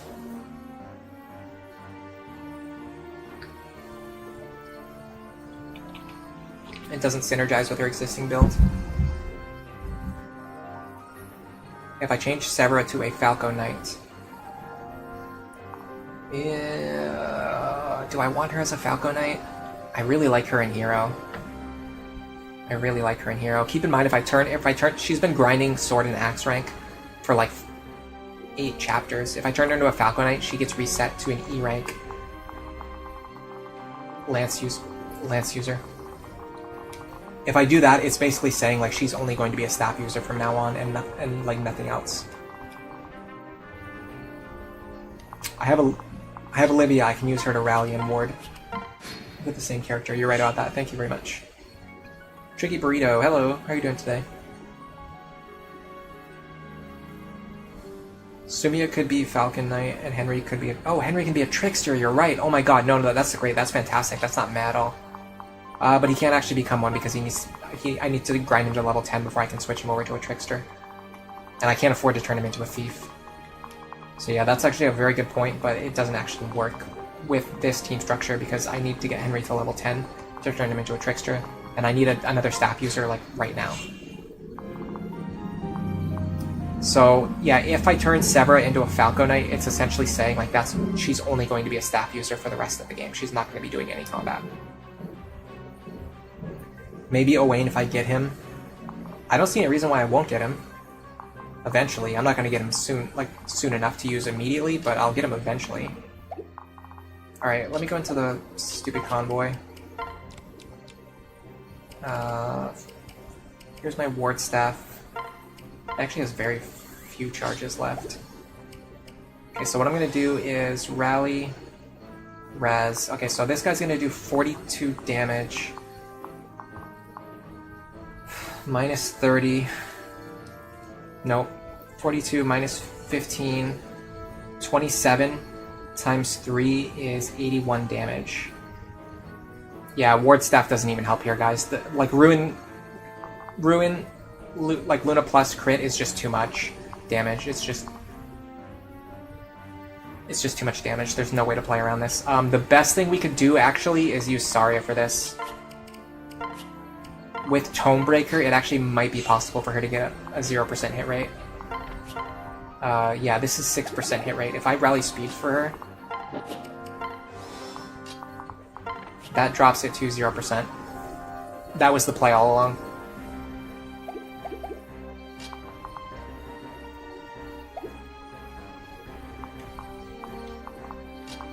I do love the idea of Trickster Henry, though. We just don't have the stats for it. Okay, so Tomebreaker coming in clutch here. You know what? While we're here, let's go into the convoy. Do we have any Flux Tomes? We do have Flux Tomes. Perfect. Let's stop wasting our wind charges. Flux is way cheaper. I'm going to rally skill as well. In fact, let me do it from this position so that you're standing next to your daughter when you attack. Perfect. So he does. We could not eliminate his crit chance. We could not give any character enough health to survive. What we can do is make it impossible for him to hit us.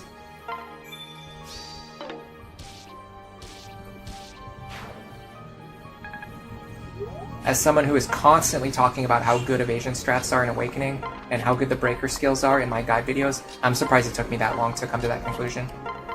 She might even be able to solo the boss the same way. No, because he has Hawkeye. I'm an idiot. Okay, we want a bow user. Crom, maybe. Problem is waste. He's always going to double whoever he attacks. This feels like another situation where we just have to accept that Sumia has to do it.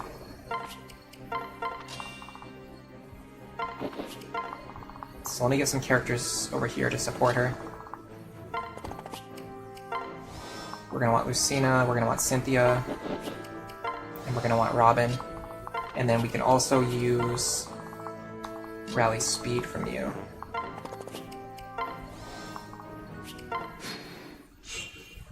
So you're going to go here. Just move over here for now. Okay. Rally. Rally. Rally. He'll hit us for 42 damage. Before we attack, so there's no chance of vengeance. We are exceptionally unlikely to kill him. But we can at least chip him down as much as possible, and then he doesn't have vengeance. Because he doesn't have vengeance, that opens up some other possibilities. Is there anything in the convoy that I can make use of? I could use the short spears that I've been stockpiling to increase my damage a little bit. I mean, it's an extra 3 damage, which if I crit... No, it's not an extra 3 damage. It's an extra 1 damage, 1 or 2 damage. So if I crit, that's an extra 3 to 6 damage. I mean, that's not really enough to be worth wasting a consumable resource. If anything, I should probably just be using miniature lances here and just baiting on dual strikes.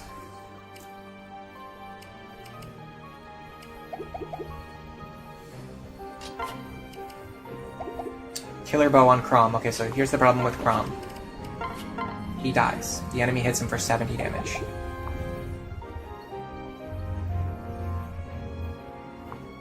He hits Crom for 70 damage. Crom dies. Sumi is the only person who can survive a round of combat against him. She's my strongest res tank, and he almost one-rounds her. Like, nobody else can do this. Sumi is the only person who can do this.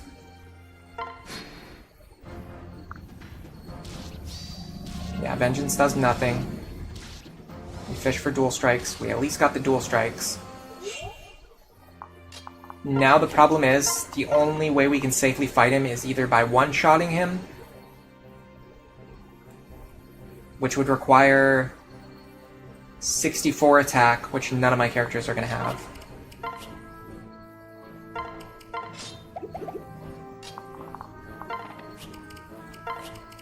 Is there any way I can get 64 attack onto Saria? She's surely my strongest character, right?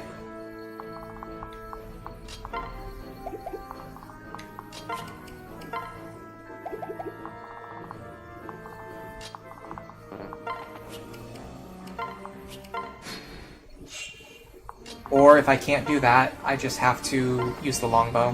Which, like I said, the longbow, I consider the longbow to be quite valuable. So I don't want to use it if I don't have to. I should have some really powerful tomes in here. Like a Micaiah's Pyre might work. Superior Jolt might work. In fact, no, well, I have to keep reminding myself. The enemy has Hawkeye. I can use my own Celica's Gale, perhaps. So let me try Celica's Gale, Katarina's Bolt, Superior Jolt, Micaiah's Pyre, and Ruin Tome. These are going to be the options that can potentially lead to a one-shot before he has a chance to trigger Vengeance. So Celica's Gale looks like it will work. 19 times 2 is 38 damage. Celica's Gale does work, but it's very valuable. I don't want to use it if I don't have to. Katarina's Bolt does not one-shot.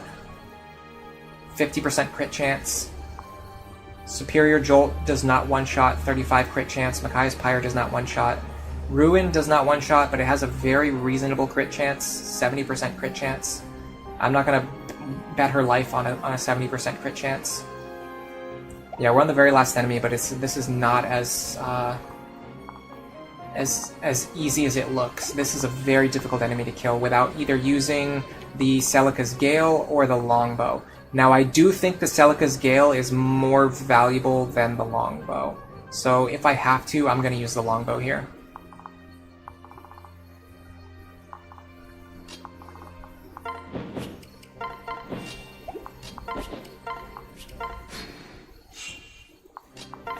Something like this. 17 damage. I can rally skill to increase my crit chance. I don't want to increase my speed because I actually don't want to double. I don't want to waste multiple longbow charges if I don't have to. Yeah. this should put him at a level where Saria can now one-shot him. Hello, Master JP. Welcome to the stream. What does a dancer promote to? Nothing? If it were me, I'd act stupid and bank the ruin, but Celica Gale is more optimal.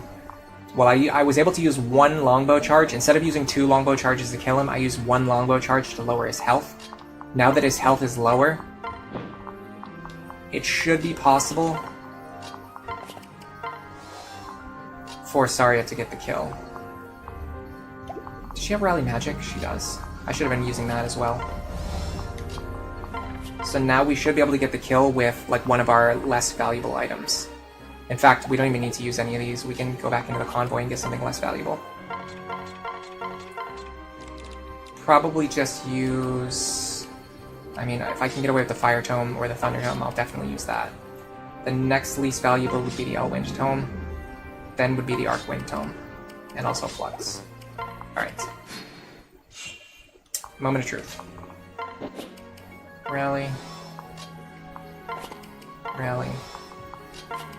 Rally. Where's your daughter?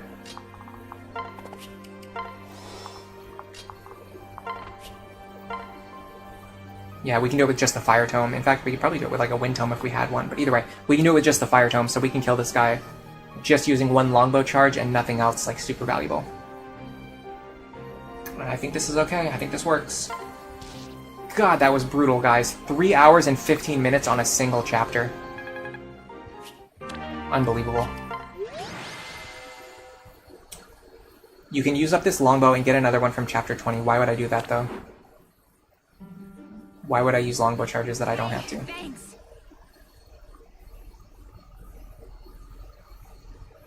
Sayonara. Alright.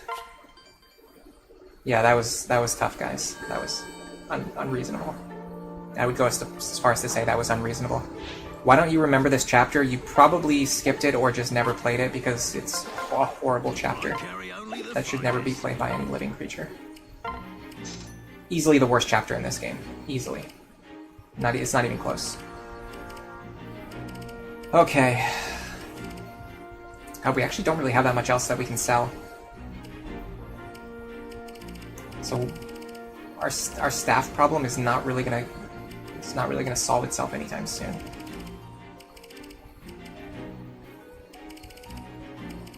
I'll do inventory management off stream. I don't think that's something you guys particularly want to watch. What I do need to do is buy some heal and med stabs. 1, 2, 3, 4, 5, 6, 7, 8, 9. I don't care about using all my money on heal and med stabs. If I need anything else, I'll get it later. Prom Lisa. Chapter 1 is the worst chapter? No way. There's no way Chapter 1 is even close to being as bad as what we just experienced. I mean, like, did you see what just happened? Like, that was horrific. There's nothing... honestly, this might be one of the worst chapters in any Fire Emblem game. And this is one of my favorite games. So for me to say that is like... this is bad. Like, it's bad. Like, it's so bad. Alright. Looks like we did not get enough points for Henry and Lisa to gain a support level, but they are closer to their S support than they were before. Chapter 1 or Chapter 2, dude, they're nowhere near as bad as this. You're crazy. You are insane. This chapter is way worse. This is like one of the worst chapters in Fire Emblem history. Go rewatch the VOD and tell me this is not like way worse than like anything. Probably getting low on javelins and hand axes too. You kind of like it, Irid? I just don't know, man. I don't know how anyone could enjoy it. Alright. That was something. Next time, we're probably going to be doing Valm Castle approach, but I do need to take some time to refine my opener because I want to have a very strong opener before I stream this one. I'll show you guys the chapter so you can see what we're planning to do next stream.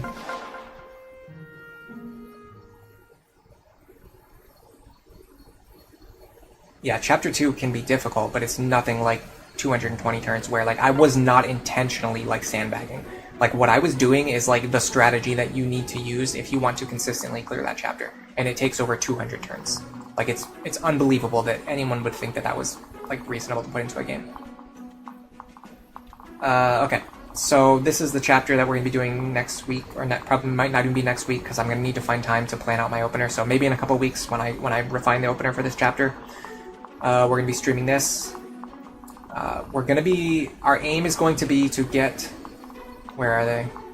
There's one here, right? Yeah. So our aim is going to be to get this silver bow, to get this elixir if we can. I know there's like one more item somewhere around here. I don't remember who has it. Yeah, this arc wind if we can get it. And then maybe the one over here has something too. Yeah, and this silver axe. So silver bow, silver axe, arc wind, elixir, and there might be one more item. I'm not going to look for it. And then we're going to kill Walhart. So we are going to kill Walhart in order to end the chapter, like without routing all of the enemies. But we're not going to be doing a one-turn clear. What we're going to do is we're going to open up, we're going to fight as many enemies as we can, get as much experience as we can, get the droppable items, and then when we can't survive any longer, then we're going to go all in on killing Walhart. That's kind of the plan. I want to show off that strategy and how effective and how powerful it can be compared to what people typically think of like boss kills, where you just go in and try to kill the boss on turn 1. Because when you do that, you're leaving a lot of experience on the table. And it's very reasonable to get, even if you just get like 4 or 5 kills before you kill Walhart, that's, you know, that's like 200 to 300 experience and possibly some extra items that you otherwise would not have gotten. So you really have to be a lot more judicious about using your like when you go for the boss kill and not doing it right away.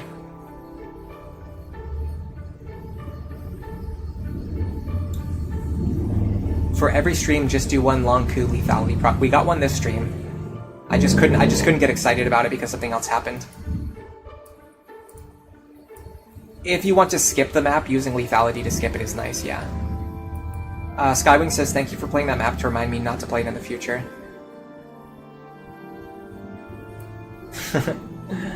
Alright, if you guys want to argue, just go do it somewhere else. I'm getting ready to end the stream. If you want to come to Discord, this is the place. Don't come to Discord to argue, please. Just, if you're the kind of person who likes to argue all the time, just don't even come. If you want to come hang out and talk about things that you enjoy doing, and talk about things that are fun, and like not be a jerk to other people for no reason, come to the Discord. But otherwise, if you're a jerk or someone who just loves to argue, just don't even bother coming. Other than that, I'm gonna go to have a late lunch. For now, thank you everybody. Thanks to the active chatters. Thanks to the lurkers. Thanks to everybody who pressed the like button. Next week, I'm thinking of playing some Fire Emblem 4. So we might play some Fire Emblem 4 next week. But for now, enjoy the rest of your day.